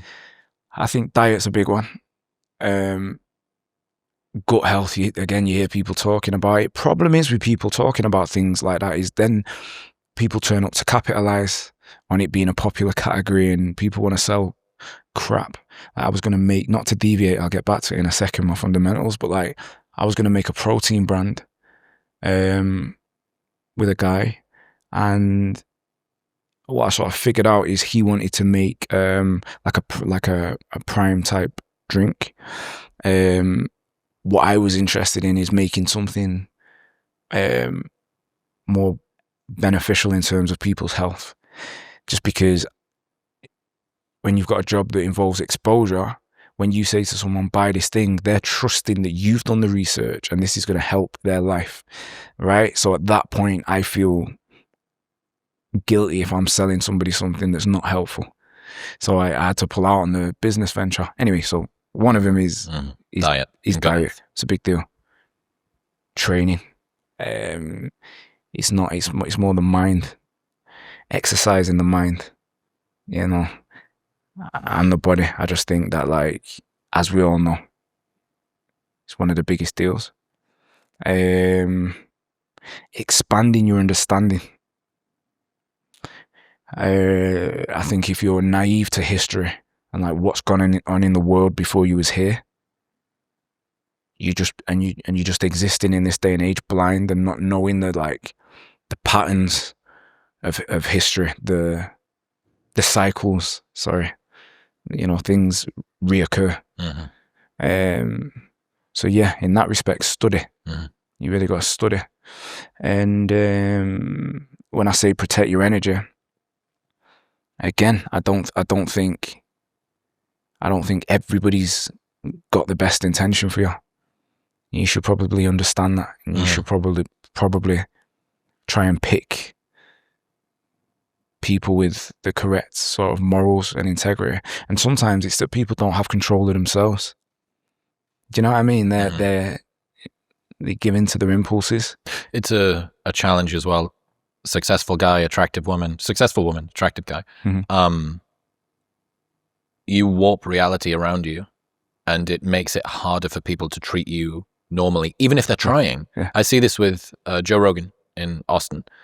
He has this comedy club, super popular, and sometimes after the show, they'll kick everybody out, and then all of the comedians and their friends will go to the bar downstairs, Mitzi's. And it's almost like someone flicks a switch and a frequency comes on that changes the whole room's behavior. I get you. If he walks in or if he leaves. Right. Because it's this very specific niche where somebody just changes the dynamic, and the people that know him well and are his friends typically don't change that much. This frequency only affects the people who don't yet know him, and they're like, I'm trying to be normal. It's like any guy trying to talk to an unbelievably hot girl, like she's so hot, just stop thinking that she's so hot. Why can't you just say something like you're in your own head about it? And it's kind of the same in that regard. And that was my point, I think, around fame bringing more freedom or being more of a cage, that it makes you an object to be looked at. It gives people difficulty in treating you in the way that they might even want to. And then you've got to work out, is this person honest and awkward, or contrived and conniving? Are they trying to get something and extract something from me? You mentioned before about shame. I think the shame of dealing with a problem which only comes as a byproduct of now privilege is a real challenge. Because who's going to give you sympathy for that? No. I'm so sorry that your fame is causing the amount of attention where you need to discern between people who are simply nervous, conniving, and actually good friends. Like, what a challenge. I'm so sorry that you need to deal with that. And that causes you shame because you think, I shouldn't feel discomfort at this problem because there are much bigger problems. And I have had much bigger problems in the past. What would previous me think of me thinking of this as a problem? You go, well, as you move up through the grades of whatever art you're trying to do, the challenges become more refined. And this is a more refined challenge. Yeah. It's nuanced. It's not simple no more. And that's why you've got to learn to rely on yourself, man. And really, I'm somebody that believes in God, and I've recently understood that it's not my own strength that I'm relying on. It's the strength of, and whether you call some people understand God as the universe, but it's source, that source of like love, right? And I've found myself relying on that as opposed to my own. I thought I was this cool guy, thought I was strong, but depending on where your belief system's at, you sort of understand there's something more going on here. And I found that I've been taking strength from the source, if that makes sense. And when you was just talking, then I was thinking, I'm making a fragrance, right? I'm doing my second fragrance. I've got it on. I've got the first one. Have you got the first one? Fortitude. Fortitude means strength. And then with the second one, I've called it intention. I love that one. So when you're talking about before the way people change around Joe Rogan, or you're talking to a hot girl, I remember when my career exposes me to types of people I've not been exposed to before, not the type of people that are walking around the estates I was walking around. And it's your intention that defines the way you're going to treat them people. Because if you're talking to a hot woman and your intention is to try and get her in bed by the end of the night, obviously you're going to be stuttering your words. You're trying to negotiate a pretty serious deal. you know what I'm trying to say? Who's to say you're enough, or she's interesting, or she's interested, or, you know, if your intention is just the same as having a conversation with the next person at the bar, you know, then all of a sudden it's a more natural interaction, because at the end of the day, she's going to like you or not. And you're saying she's a hot woman, you're going to like her or not. But I think if you become a man in a certain position and you don't feel like you don't have options, so to speak, then you're going to look into who she actually is. Because a lot of hot women aren't what they look like. It looks like a great... Pretty on the outside. Yeah, it looks like a great person with that can bring great things into a person's life. And I think some of them may neglect their other attributes, you know? And it's dangerous. It's dangerous for anybody who has an outsized capacity anywhere. Because Paul Graham's got this wonderful quote where he says, a lot of people look at those who are successful jerks and assume the reason they're successful is because they're a jerk, but that's not true. The reason they're a jerk, the reason that they are a jerk is because their success allows them to get away with it. Yeah. And it's the same as not being a very nice person, or somebody that's rich and an asshole, or a girl who's hot and has no loyalty, or isn't very kind. Their richness or their hotness is what permits them to get away with it. That's not why they have achieved the things they've achieved. Well, it's like being a boxer that's got a big punch, right? Very powerful. And he leans on that attribute. And he wins the area title. And if he's lucky, he gets the European title. But to be a world champion and to compete at world level, like, you need to have rounded off your skill set. It's as simple as that. So, you know, I meet a really pretty girl, and she's relied on that up until this point that I'm speaking to her. It's just so uninteresting, because it smells of that. That's what it is, you know, and like you say, you become successful, you get some money or fame or whatever it is. If you've sort of leaned on that and just you're identified with that, and that's who you are now, and you've not gone and studied, and you've not tried to heal, and you've not tried to, it just becomes a very unimpressive interaction, you know? I'm not interesting, I'm not regulated, I'm not kind, I'm not self-aware, I'm not giving. You mentioned that story of the guys who tried to rob your house. Oh yeah. Can we talk about that? If you like. I do want to, yes. What happened? I mean, look, there were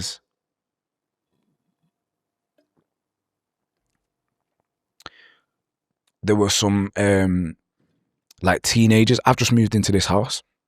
I've made a big thing online. I'm getting a new house, because this is the game, right? This is the rap game.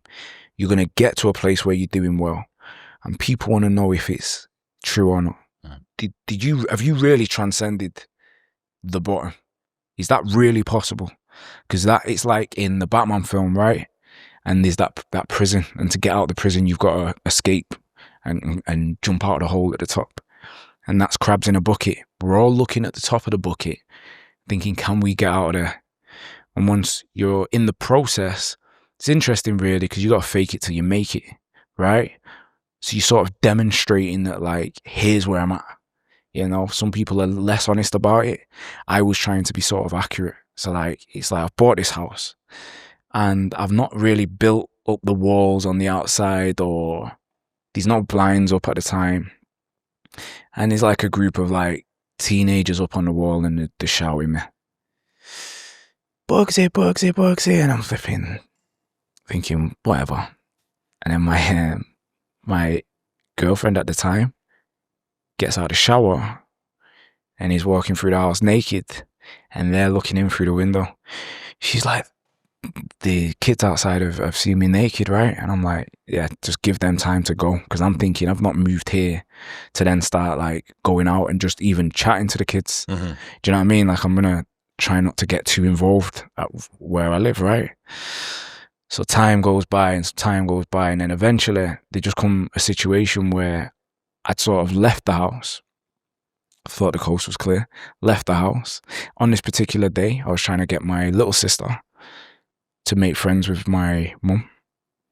And so we're doing a bit of domestic healing or whatever you'd call it. And I go and collect my little sister. I'd not seen her in a long time. And I'm going to take her to town first. On the way to town, and at this point now, the kids are trying to like terrorize the house. So my ex-girlfriend phones me up on the wall again, and it's all going on. So then I drive back to the park, and the house and the park.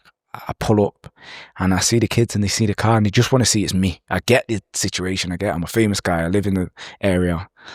So then as I like pull up, they start to jog off through the park looking, and whoever they must have been in the area, their brothers and family were tough guys, and they've come back and broke into the house, broke onto the land, smashed the windows, tell him when he gets back he's dead. So that was the situation. I'm with my little sister in the car, and we had to fly home. I drove home nervous because you don't like, you're just in a situation where you're not sure. And by the way, there was a few little things happening around the house of like, it was a big house, and you don't understand the ramifications of living in a big house, but it attracts a lot of attention, you know. And that, to be honest, has put me off like them kinds of luxuries, because people see you as something different. So now I'm like doing a lot of traveling and opening my mind and being in places with just a backpack, you know, to go back to basics. Anyway, so I went back. I was nervous. You're driving back to deal with this issue. I'm flying back. My mum's on the phone to the police in the background when my ex-girlfriend's screaming on the phone. And my heart's just beating. I'm just like, oh my days, because I'm saying to my ex-girlfriend, did he have balaclavas on? Did he have gloves on? Did he have weapons? She's like, I don't know. And you hear, and they're breaking in, right? And I sort of pull up, and you're straight into the chaos of the situation. And I think luckily at that point, again, I've just kept up boxing for so long that as I was getting into these interactions with these guys, I was able to gauge distance enough to make one move and then threat nullified what's happening next. Do you understand what I'm saying? And that was that. I mean, these deeper detail, I don't know how much I should go into, but they sort of barricaded the road off. It's like a country road that takes you to the house. And me and my sister are in the car. It's been the first altercation. We get into the car. We're driving down this country road. It's barricaded off with big boulders like that. So I know there's an ambush coming. So I look in the bush and there's a big guy with a brick. So I put my sister's head down like that. And really what he should have done is he should have just thrown that brick straight through the car, created panic and attacked me. But what he done is he tried to play Mr. Intimidating and tried to have me a fight with this brick. But what he doesn't understand is what I understood is you have to jab me with that brick. Because if you start swinging it at me, it's going to end up knocked out of your hand. It's the nature of a heavy, weapon of whatever description. So he stood there. I put my hands up in the air, and psychology says that if I say to you, what t-shirt's that again? Exactly. Your brain starts to answer the question. Your nervous system starts to answer the question before you get a chance to think. So I jump out of the car and I've gone, no way is it you. Is that a blue t-shirt?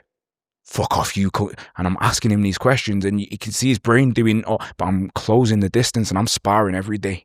And I know how close I need to get, and he won't think I can touch him, but I can. And I'm getting closer and closer, and he's not getting the time to get his feet in place to swing the brick properly. And by the time he realizes I'm close enough, and he tries to do something with the brick, I've managed to hit him, and it just skimmed him, and he spun around and dropped the brick. So then it all goes to court, obviously. He doesn't try and press charges because me and him had a decent fight. To be fair to him, we had a decent fight, but I won the fight. And then I get in the car, I move the bricks, boulders. I get back to my house, and that's the video that surfaces online of me flying down the drive. Taking your top off. The reason I'm taking my top off is because a van then comes screeching onto the path of their backup. So now there's a van full of guys to come and back them guys up. So I'm taking my top off because I'm going now to get back involved again. And honestly, like when I turned up for the second time, like I just turned up and was just shouting my head off like a lunatic, frothing at the mouth. And I was just like, what I was explaining to them is like, you're at my family home. My mum's in there. You know, you guys have turned up to beat me up. I've turned up here to die for my family. This is two different situations, you know? And you think I'm like a celebrity. I really come from the dark, you know? And you look like a bit of a plumber. You look like you go to the pub on a weekend. It's like you're at my family home. I ain't got nowhere to run. And it wasn't as articulate as that, by the way. But, you know, that was shouting and screaming. I was shouting my head off, yeah, because, you know, I didn't want to hurt anybody else.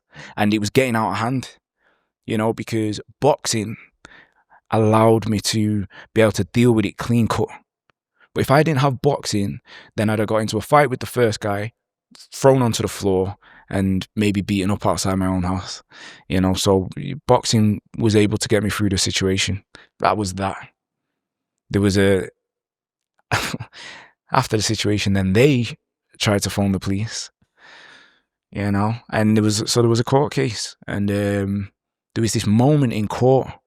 At this point, the court case was a couple of years later, and at this point, I broke up with my ex-girlfriend, and she had to come and give evidence, which was this mad situation for me.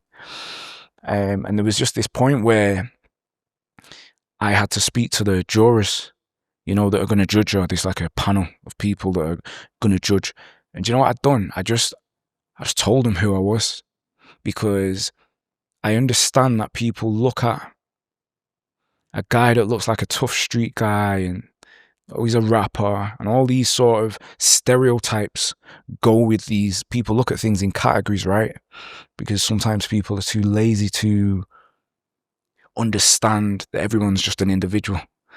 So I just spoke to him on a really human level and explained who I am and what my intention was going into that situation. And that was simply to protect my family. And I could have lost my temper and I could have took that over the top. But I feel like I dealt with every situation perfectly. There's many a man that would have pulled out a weapon and it would have been a different story in the news, you know. But I risked it. I risked having a fair fight. And luckily, by the skin of my teeth, well, maybe not the skin of my teeth, but I come out on top, you know. And I feel as if I was blessed because, yeah, my back was up against the wall, you know. Mm-hmm. So I got not guilty. Do you know what I've never really spoke about with this, yeah? I'm sat in the room with my lawyers and that.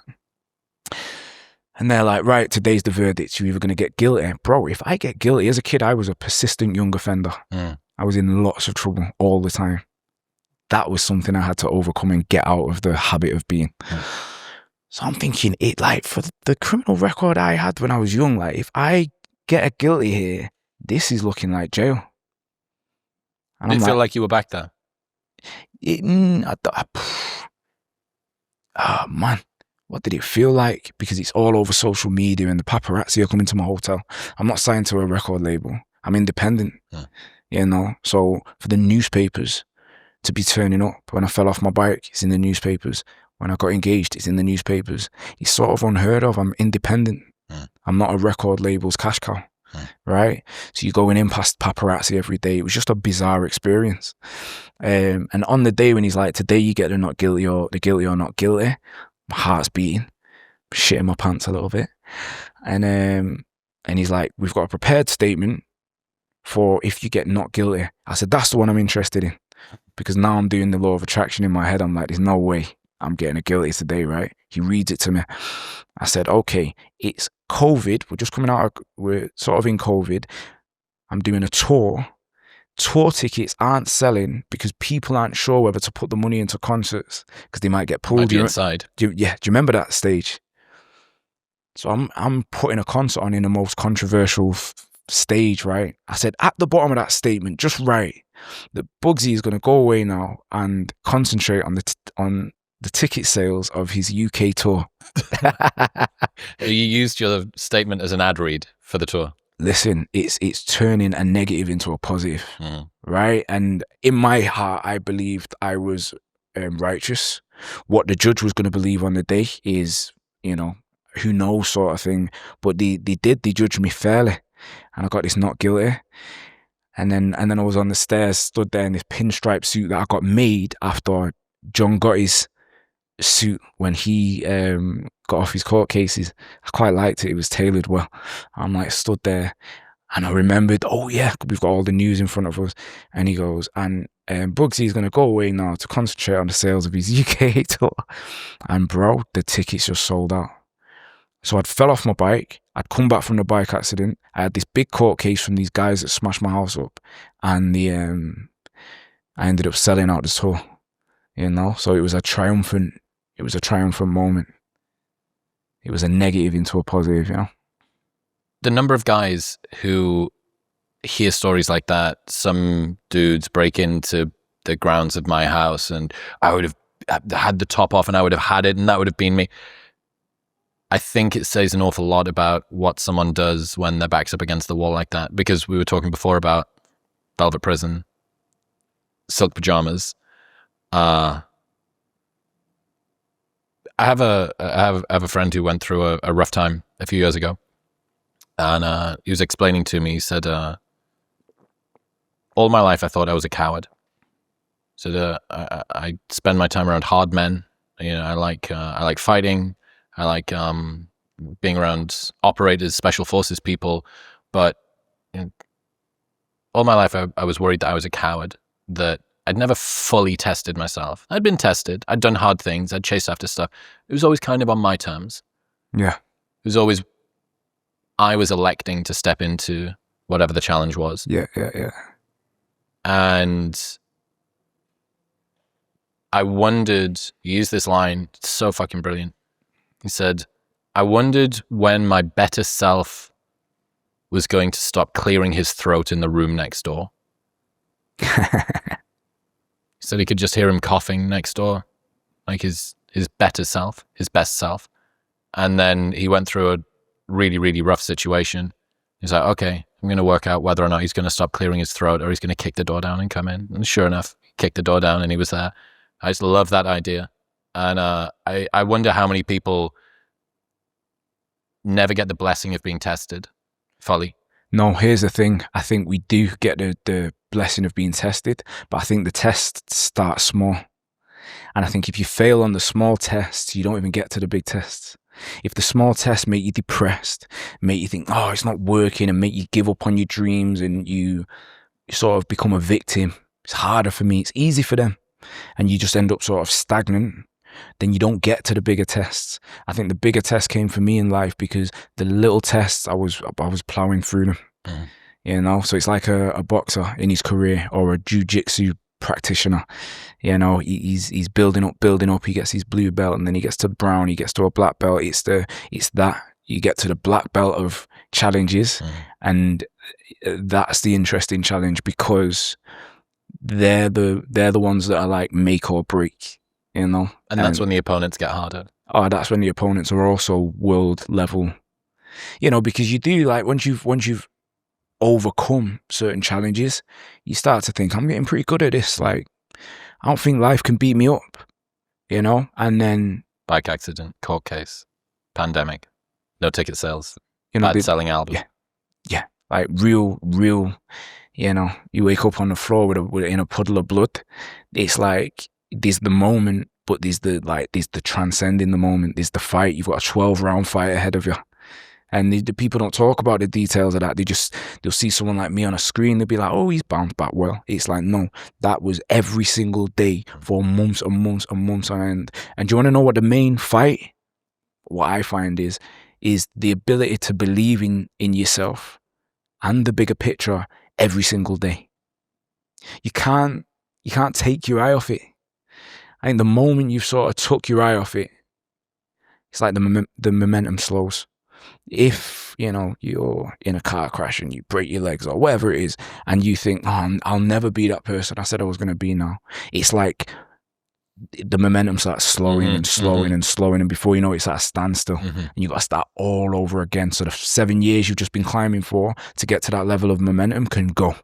So when I fell off my bike, that's what I was fighting against. It's like every day when I woke up, I used to crack a joke every day when I woke up. I was like, oh, I'm achy breaky, and I make a big laugh first thing in the morning, because I thought it's not changing my morale, it's not putting me in a bad mood, you know. And I just kept, so that's the first trick that I use, is laughter. I'll make a joke out of whatever's bad is going on, and it has to be a funny joke, by the way. It can't be a shit joke, because it won't work. And then once you've done that, then it's having in your mind who you are and where it's all gonna go.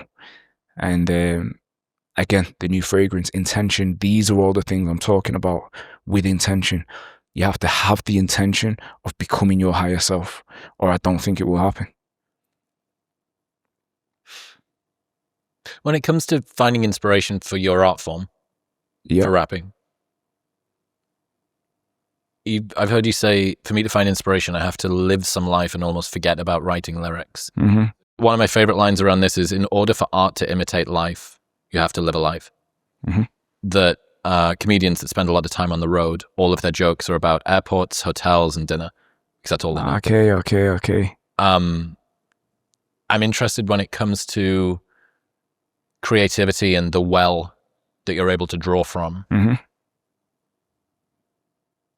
How you still try and give yourself enough silence and enough slowness in a very chaotic life with lots of opportunities, and the fragrance and the clothing and the shoes and the tour and the shows and attention. How do you continue to create something that is honest and resonates when there is so many distractions and potential avenues that you could go down? I mean, it's a good question, and I think it's a case of the pursuit of excellence. There comes a point where you have to forget about money and financial gain. There comes a point where you have to forget about accolades and fans and, you know, screaming supporters, and you have to really figure out what you're doing it for. And if you're an artist, you better be in it to make the best work that you can make, because essentially this is what I'm going to be judged by when it's all said and done. If my life is a book, when it might have been Kevin Hart that I heard say that your life's like a book, what's your book going to be like? And if my life's like a book, in the end of it, what's that? How's it actually going to look? And if I've not dug deep to do my best work, then I don't know how happy I'd be with myself.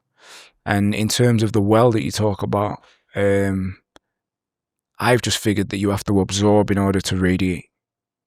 So for me to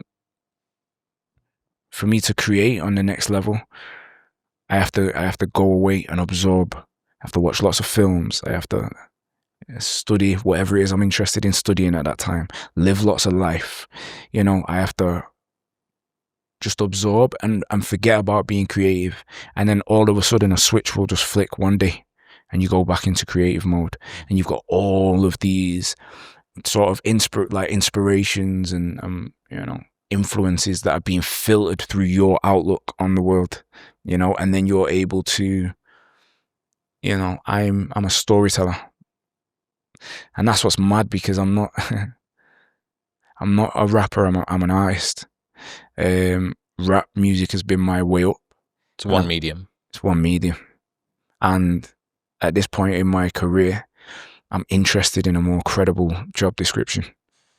One that uses my full array of skills.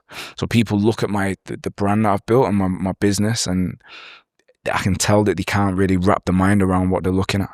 Because, who is this? Yeah. What is this? Yeah. I'm a very diverse person. That's just the way it's become. I've been through lots of different things. I've been through lots of hardship, lots of trauma, lots of abuse. You know, I've witnessed areas of life that you only read about in the newspaper, and that's been my reality. And then on the flip side of the coin, I've had the discipline to be a legitimate person, to run a business, to, so you become a really sort of diverse package in one. And it's hard for not even just people, but for you to understand, like, what category is it that I sort of sit in here? And that makes people nervous. Not being yeah. able to easily categorize someone makes a lot of people nervous. Yeah. It's the reason that we have archetypes when there's movies, right? The hero has big shoulders and the villain wears black. Okay. And the maiden has big eyes and the nerd wears glasses. Because that's a shortcut. I can work out who this is. I don't need to do as much thinking, and I can box that up. And you don't need to do as much exposition. I need to ask myself. It's not as effortful. Cognitive shortcut. And we, in many ways, love people who have depth and are interesting and unique. But on the flip side, it's very effortful. It's a very effortful thing to, okay, so it's rap, but it's art, but it's got this sort of self-reflective thing and its growth, but then it's film, and then it's like this impossible over there. I don't really... Impossible to understand at this stage in the trajectory. Impossible. It's one of them things that consolidates as time goes by. But actually, I think it's new. I think what I am is new. I think people that come from the place where I've come from don't necessarily survive the initial stages of being famous, coming into lots of money. I think it plateaus, and a lot of rappers, they get shot. They don't even get through the stage of being a rapper. They don't even get to diversifying, and because they're too busy with having them same vices that they had in their old life, that worked in their old life. It's like you can't come into the light and have bad vices. It's gonna cause you problems. You need to do the work before you get there. You've got to do the work. I mean, look at, this is something when doing the research, which involved listening to a lot of freestyle from you, which was good. That first Fire in the Boot that you did with Charlie Sloth, over 10 years ago now. Yeah. Just, did you realize at the time, this is a moment, this is a real, the door has just been opened a little crack and I can wedge myself in? Did you sort of feel the gravity of the potential opportunity on the other side of that? I mean, look, so I've been writing this book, like I say, and I talk about this sort of moment, and it was a stage where I'd been making music for 5 years, but in making the music, I was trying to make something that was palatable for a record label to sell. So I was trying to make something that I deemed as good, generic and universal, commercially, yeah. So I was softening my stories, right?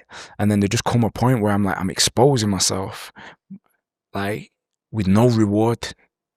I've just done 5 mixtapes and I've invested in them all and no one's listening. I put it on YouTube and a tumbleweed goes by.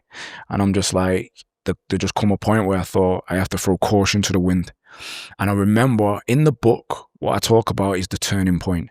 And the turning point was my mum had been evicted from Berry New Road that I talk about in the Fire in the Booth.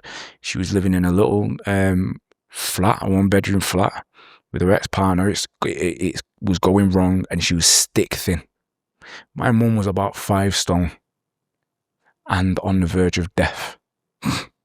And I was having these reoccurring nightmares that either my mum or her boyfriend hit one another with an ashtray. I just used to have this nightmare, and sometimes my mum would get hit and sometimes she'd hit him and someone would die because the arguments between them was getting that bad. And I'm driving around in this blue Audi A3 that I loved, and I'm a bit of a street guy. I'm in the mix and I'm making music, and I've got this dream in my head. I'm going to be a millionaire. I'm going to be a multi-millionaire because that'll fix everything. I'll be able to pay for my mum's problems to go away. And I remember seeing my mum, and I was sat in a house, and it was a bit like this. It was derelict. There was no carpet on the floors. And this was my mum's like reality.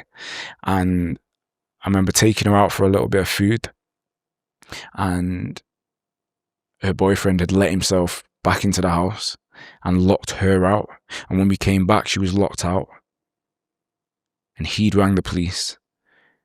And when I understood that the police was coming, I've gone and sat back into the Audi because I was a bit of a street guy at the time. Don't judge me. And as I'm sat there, the police come. They pick my mum up and slam her into the floor. And as I sat and watched that, it was I've never felt so helpless. Because what am I going to do now? I'm going to jump out and what? Start beating up policemen. You just sort of sat there. She's on the floor getting wrestled and her arms twisted up her back like she's a football hooligan. And then I had a little pit bull at the time, Kruger he was called. He jumps over the fence and he runs over. Yeah, and he's capable, you know, because he grew up with me through my troublesome days. He's very capable. However, his relationship with my mum was different to his with me. I was like one of the boys. My mum was like an authority figure with him. So he like licks her face and she's like, it's okay. At this point, I've got my hand on the door ready to open the door because if that dog starts attacking police, like it's going to be a mess and I'm going to be the only one that can fix it. And the police were able to usher him. I brought him up well. The police was able to usher him back into the garden. My mum gets wrestled into the back of the police van. I go home from that situation, yeah, shaking. And then that's when I wrote a freestyle on a platform called JDZ Media, Spitfire. And it was the first time that I just threw caution to the wind. And I was like, do you know what? Like, yo, fuck these songs that like, I'm trying to be a nice guy. I'm seeing like Ed Sheeran on the television and I'm like, how do I act like I'm employable like him? But it's like, I'm not. You know, when I'm flipping 9, 10, 11 years old, I know of when a man was murdered in my uncle's house that I used to stay over at. My uncle was holding his head together until the ambulance got there, shot in his face. These are my realities, you know, and it's hard to sort of get your mind around. You understand what I'm saying? So I was attempting to try and be something that I wasn't. And in this liberating moment of fuck it. Because I even need to start making money more seriously. Because my mum's gonna die in this mess. I can tell. That's what's gonna happen. I used to wake up in these cold sweats. My mum would die in these mad nightmares. And my ex-girlfriend was like, what's up? And I'd be sweating. I didn't have the courage to tell her my mum's died in my dream again. You know, because I knew the violence was getting worse. I've seen my mum got her nose broken. A big gash in her arm. She needed stitches down her arm because he'd threw her for a table. You know, things like that are hard to wrap your mind around without going and overreacting. That's another thing I'm proud of myself for, because my stepdad actually died about a year ago, and the lawyers have called me to give me some money that his mum has tried to leave for me. And I was like, I feel like I can't accept it because I didn't see her in the later stages of my life. I didn't make the effort as a teenager that thought he was a bad boy to go and see her. I sort of forgot the fact that she's shown me so much love or whatever. Anyway, so, you know, he died and I was just proud of myself that like, I didn't take it over the top. I was a boxer. I had a reputation on the streets and he broke my mum's nose. And I didn't try and take retribution. My strategy was to succeed. I'm going to succeed and I'm going to change this situation. You know, so I drove home that night. I'd done that JDZ Media and I just exposed the truth. I'm like, here's who I am actually. And actually I can't be bothered smiling because my head's fucked. You know, and I just sort of let it fly. And that was the first video anyone give a shit about. Is that your Audi A3 behind with the door open? Yeah, exactly, yeah. Yes. Yeah. I know it. So that's that. And then off the back of that started to do numbers. And then a manager from London messaged me. I think he used to manage Ed Sheeran in the early days. He's like, come over to London. I went over to London. He's like, by the way, we'd have to change your accent. Like, you can't let people know you're from Manchester. Right? So I'm like, bamboozled. you know, and he had this really sort of snobby thing going on where it's like, mate, you're just some guy from Manchester, you want to get in the music industry, it's kind of not going to happen. And he was treating me in that way. And I thought, I'm not used to authority. I'm in jail when I'm a 16-year-old kid. So he's like, the way he's treating me is not going to work. So when the freestyle, I remember posting the freestyle, and I was like, tell that guy that used to manage me, just being boisterous, that I'm from Manchester and I'm coming to put money on the map. And that's where it sort of come from, was the attitude in London towards someone that's from Manchester. And I knew that attitude wasn't personal to me as an individual. It was like, you're from out of town. And I thought, I'm going to break that door down. So that at that point sort of became my challenge. So then in the freestyle after that, I'm like, tell, you know, because Stormzy was signed to a label and he was doing good things and X, Y, and Z. And I'm like, tell Charlie Sloth, it's not just Stormzy that can get a reload. It's not just, and I'm just like letting him know, like, I'm like a silverback gorilla just like crawling towards the fucking booth, like, let me in if I can get that opportunity. And actually that was the nature of the clash between me and Chipmunk, was he'd done the Fire in the Booth before me, or a couple before me. And I was so passionate about this platform and the opportunity that was to me, that in his one, he was at a different stage in his career to me. He'd made it. He was like a star, right? I was growing up watching him, quite liked his music, right? But he sort of got to a stage where he must have been a bit like at a lost stage in his career. So he was like he had points to put across. So he was doing a lot of talking in the Fire in the Booth, which I seen as boring. You understand? Like, if he would have gone in and just spat his lyrics, he's a talented lyricist, I would have just liked it. But in him talking and all that, I thought, you've lost that thing. You forgot that it's still an opportunity, Fire in the Booth. I'd kill for that opportunity. I can't even get it. So by the time I got the opportunity, I was saying, you know, fuck Chipmunk and his A's and B's. I didn't think I'm going to have a clash with him. That's just me thinking, when I was in a position to get my A's and B's, and I went to school with people that got A's and B's, I was sat in jail. You know, my family are addicts. You know, I don't know what's going to happen to my mum in the end. And, you know, I'm sat in solitary confinement as a 16-year-old kid. And so there was probably a resentment to people that got the GCSEs, because I didn't get to, there was no way it was going to happen for me. What I didn't. Yeah, there was just no way could have made it happen. I couldn't make it happen, you know. So I was just, it was an observation that like fucking got out of control, right? But I knew going into that Fire in the Booth that, like, this has to be the turning point for me. If I don't kick this door off now, then I have to take my other life more seriously. And it just wasn't going to end well. You know, so that was that. I went in there and I let my soul bleed out into the microphone, man. The frequency of authenticity. And I was nervous in life. I was worried. I was scared. I was angry. I was pissed off. I was 6 years into making music that no one cared about. Like, you know, I was starving, and I'd looked at the guys that had done their best Fire in the Booths. And it's weird, because this was the moment that, like, the law of attraction really kicked in. Because you think you're doing the law of attraction, right? But it's not until necessity kicks in that you'll pull it off, and you sort of vibration comes up.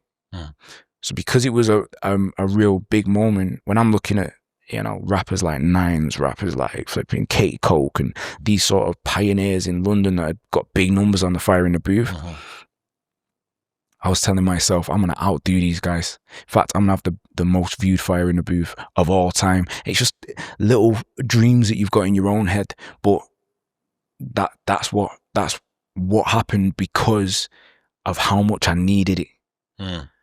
And how much I wanted it, you know. So that was that gave me a start. And yeah, here we are. 35 million views on just that one video later? No. I mean, so look, if we're looking at British rap music, it's young. But I think things like my career take things forward. I think there's a whole generation of kids that can see a documented journey of me going from the minus to having things in life and being able to pay my mum's bills. And, you know, I don't have a relationship with my family, but I'm able to look after certain people regardless, you know. Is there a verse or a lyric of yours that still gives you goosebumps when you say it live? Yeah, there's lots of those.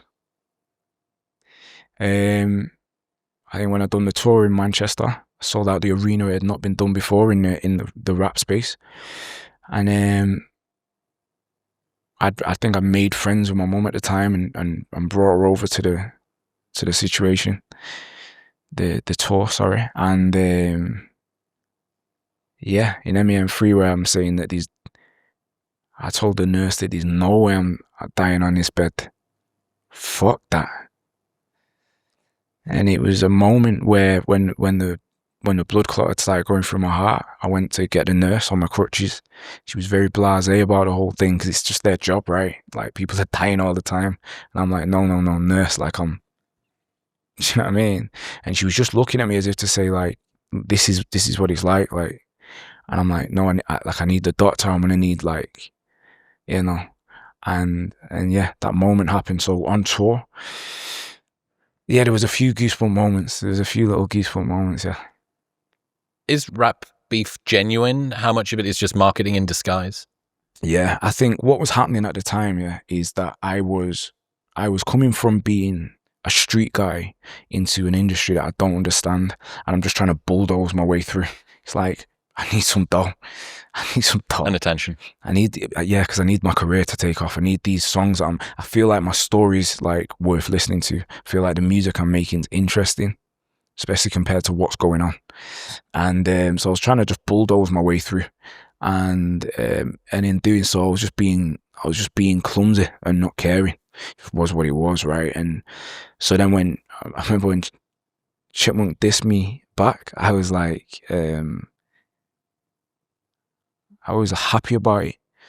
And in a sense, I was like, I remember being at my mum's house actually, and I was like, Mum, Chipmunk's made a diss track. And she's listening to it. She's like, who does he think he's talking to? But I'm like, Mum, you don't understand. I'm a hustler. You can't give me numbers. You can't give me numbers because I'll just know what to do with them.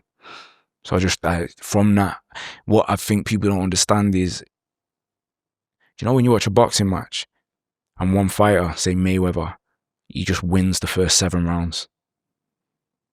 And then the other fighter is desperately trying to come back and he wins a round, and Mayweather's sort of backing off and moving and slipping and being neat because he knows he's won. Like, I was never interested in the back and forth of calling names. I sort of respected Chipmunk as a lyricist. It was like the last thing I wanted to happen. I couldn't be bothered with someone calling me names because I wasn't a rapper. I wasn't a music guy. It's like, I take it personal if people say things about me. So I wasn't playing that game really. I was strategically making my way up because I had a goal. And with all due respect, I couldn't give a fuck about Chipmunk or the industry. Or it's like, my mum can't die in this stage that she's going through, and I don't give a fuck. I don't care what I have to do to get up. You understand? And that was the nature of me turning up to Tottenham. And, you know, I was doing things that my whole heart was on the line. You know, when we was out, people say, oh, he went to Tottenham for half an hour. It's like, no, we wasn't. We was there all night. And it was a serious situation. Tottenham's not a joke place, you know, but, you know, we went there and anything could have happened. It was dangerous. You were turning those things around really quickly as well. I seem to remember you time-stamping when things were posted, things were responded to. Yeah. It's like, I'm using boxing analogies because it's a thing I understand, right? But it's like fighting a dangerous fighter with a big punch. Sometimes you got to try and get him out of there early. So I was just firing back quick. That was my strategy for the situation, was just bam, bam, and knock him off. Putting pressure on him to do it quickly. Yeah, I was just applying pressure because it was like, if I can put this to bed early doors, Conor McGregor, Aldo. If the fight would have gone on more than 13 seconds, more than 2 minutes, would it have been the same fight? When fatigue starts to kick in and everyone's sweating and the punches are less impactful, you know, but Conor got in there and got it done early doors, and that's what goes down in history, you know. So I was going in to try and take the win early doors. So then the end bit of the situation that was like all a little bit confusing, I was just sort of playing chess then, because at the end of the day, it's like, I've got a career, like I've got numbers enough to build like a future. At that point, I'm not interested in calling names. I like Chipmunk. I think he's a nice guy. Who cares? Doesn't work on a diss track though. Who cares? Yeah, like you call me names and we're gonna do it, like whatever. But who cares? I don't care.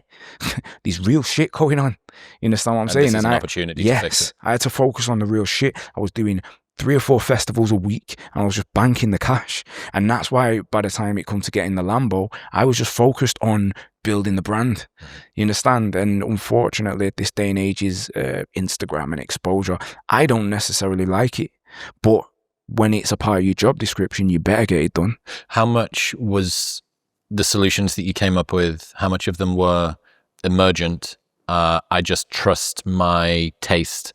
I trust my ability to make decisions now and to follow principles. And how much of this was a plan? How much of this was I have goal, I've reverse engineered the direction? Does that make sense? How much you sort of making decisions as you go, and how much of it is prescriptive and prescribed in advance to help you get through things? In terms of sort of that particular situation? All of that. It seems, in retrospect, life makes a lot of sense. Yeah, you can string a narrative together. I knew that I needed to do this. The bike crash helped me to get over. But at least in the beginning, these first opportunities, you understood that, okay, this feels serious. This feels like it's worth putting my entire heart on the line for. I have nothing else to lose here. I need to do this, or I'm going to go in this darker, more difficult direction because that's the only other one that's available to me. Yeah. How much of that were you aware of while it was happening? So this book that I'm writing is on unorthodox strategy, because that's what it's been all the way through. Because you come from an unorthodox situation, you've got a plan. I believe strategy is at the foundation of all victory, no matter what game you're in. And I think if you're just walking into something blind and like hoping it goes well, it's like it's unsustainable and unrealistic, because at some point you will come unstuck, and it's snakes and ladders, and once you've gone down one of the snakes, you've gone backwards. So for me, I boxed for 4 years pretty seriously, and what I realized during boxing is at the time I was emotionally unstable because of what I had going on at home, which would mean some days I'd go in and be the sort of biggest amateur prospect in the gym, and then some days I'd go in, have a quick cry in the changing room and just get my head punched off all day. So I could understand that like I've got a journey to go on in terms of like healing and dealing with this sort of family situation that I've got going on. So then I decided to step into music because I felt like I had a skill set. Essentially, I'm a storyteller, and I felt like I'm good with language, descriptive language or whatever, but I always just had the bigger picture in mind of where I'm going. So therefore, when opportunities to propel me towards my bigger picture turn up, I take them without hesitation. And that's why I'm faster than a lot of people, because a lot of people don't have their intentions set clear in the mind. And then when an opportunity does arrive, they hesitate. They're too busy like laughing with the mates about it, or they've not even prepared. They've not even tried to become the person that is ready to receive the situation. Does that make sense? They've not. Yeah, it's the old adage of you don't have to get ready if you stay ready. You've got to be him before it happens. So by the time I had limelight and, you know, I'm a rapper that's doing the most numbers, I set the record in this and the record in, I was him walking into that, because in my mind, I was already living it every day. I was looking at, like, you know, I had nothing to say nice about any of the rappers because I come from boxing. I just seen them all as my opponents. So I'd watch what they was doing. I think he ain't like me.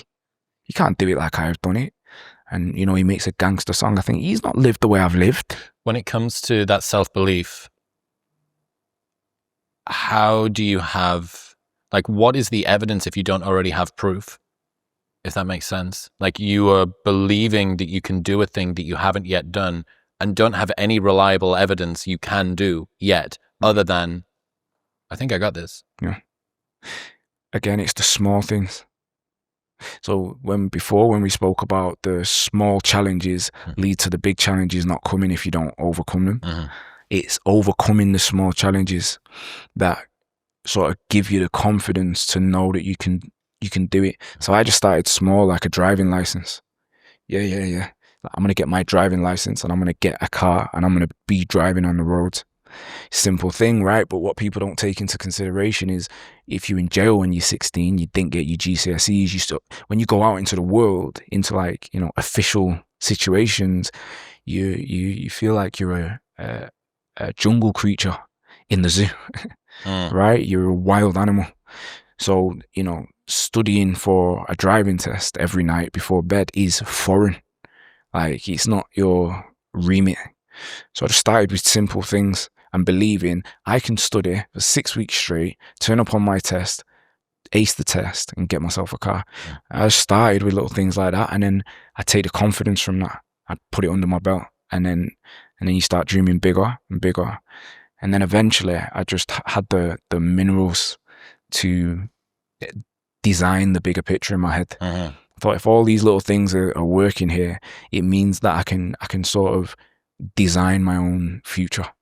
So I just started to picture it, and these big ones like your house, where you're gonna live.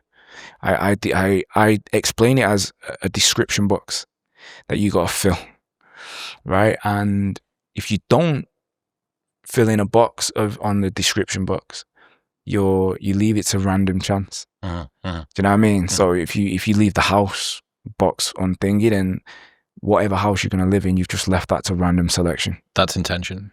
But it has to be, you need to be pinpoint accurate. I was walking past a guy in London the other day. He's like, you know, the up and coming guys now, they respect me because I've done good or whatever. And he's like, bro, I'm trying to do well. And I'm like, where are you going to be in 5 years? And he just couldn't answer the question. It was a bad answer that he gave me. I said, it's a bad answer. So you need to know. You need to really know. It needs to be in detail. And that's who I was. I knew in detail how I was going to live, you know, what car I was going to drive, you know, what life I was going to live, how that I'd be functional. I would be my higher self, you know, and it's all just things that like I've just spent time designing. So when it does drop into play, I'm like, yeah, I always believed that's what was going to happen, you know. Speaking of opportunities, you don't do that many collabs. No. Why TD? TD is this guy that was sat in his mum's house in his bedroom at his computer desk at the exact same stage where I was when I had 5 mixtapes that no one gave a shit about, right? And that's not to say that like nobody gave a shit about what he was doing at that time, but I related to his situation. You know what I mean? He's about to transcend, and he's from Sheffield. It's the North, and people saying up to me, King of the North or whatever, like it's that journey of, there was a snobbery in London for anybody outside of London coming into the industry and breaking bread, and someone had to kick that door off because that's not fair, right? And so for me, TD was a direct representative of the guys of the people I was representing, you know. And I seen, and by the way, like he'd done the work, do you know what I mean? And he'd made a beat, and he'd like called me out, and enough people. He used to get his fans to tag the person he wanted to do lyrics over an existing beat. Yeah. In the he was like, tag Bugzy Malone in the comments or whatever. So I just respected that work because, you know, by the time I got on Fire in the Booth with Charlie Sloth, I'd done the work to be there. I was 5 mixtapes in, 5 years in, and however many freestyles. So I deserved my opportunity, you know. So by the time TD had done the work and I heard the beat, I was like, oh, sick. Right? And I seen his energy.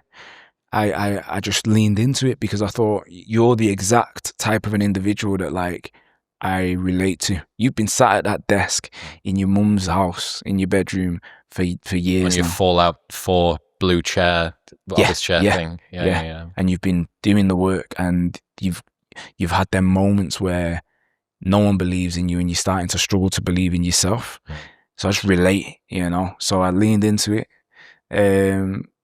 And then I'd done the track, and then I went to the mum's house, you know what I'm saying? And just like went and had a chat to him and looked him in his eyes and you know, just had that moment that allows him to feel that, flipping it, actually, I'm enough. Do you understand what I'm saying? Isn't it funny that it comes back to that, you know, we're giving ourselves think everybody is trying to find a good enough reason externally to believe that they are enough internally. Yeah. It's like, I just want to know that I'm enough. Yeah. All of us, that's like the human condition, innit? I think that's the thing that we all struggle with. I definitely like did and do at some points. I think when I get into new territory, I still suffer with doubting myself. Yeah. And I think that's the challenge of climbing to the next level. I think it's interesting with authenticity and what it means to remain authentic when that treadmill of fame switches on. Authenticity is an interesting challenge when you're living in a different universe to where you started, keeping perspective about what that was, keeping your eye on the ball, not getting distracted from what the main thing is. And then also not trying to continue climbing a mountain that you're already at the top of. I've already done this thing. I don't need to do that thing again. Yeah, and it's evolution. I always talk about like crocodiles, and they're from the dinosaur days, man. They're like the only creature to have evolved all the way through to like modern day. You know, that level of adapting to the terrain is unheard of. The T-Rex is gone. They're all gone. And that's how I look at any game. In rap music, I'm the one that just kept evolving, adapting, evolving to the new terrain. It's snowing now or whatever it is. And diversifying. I think it's a big deal. I think if you don't have the ability to evolve, then it's game over at some point. I think it's that simple. Dude, I really appreciate you. I think you are a really fantastic role model for the North and a fucking fascinating human. I'm so glad that you came through today. Oh, thank you. I appreciate you having me on. I feel like this is a moment in my career that I'm happy about, you know, because I'm on the other side of the camera in a situation that I've been sort of watching and respecting yourself and respecting the types of guests that you get on. So for you to sit, hopefully I've shared something of value, you know. Hopefully I've shared something of value. You absolutely have. Bugzy Malone, ladies and gentlemen. Thank you. Thank you very much for tuning in. That conversation with Bugzy Malone inside of a church was kind of a religious experience. I genuinely hope that you loved it because I found it mind-blowing. He's super interesting. If you want to watch someone else that's been in a Guy Ritchie movie, Matthew McConaughey, full episode, right here. Check it out.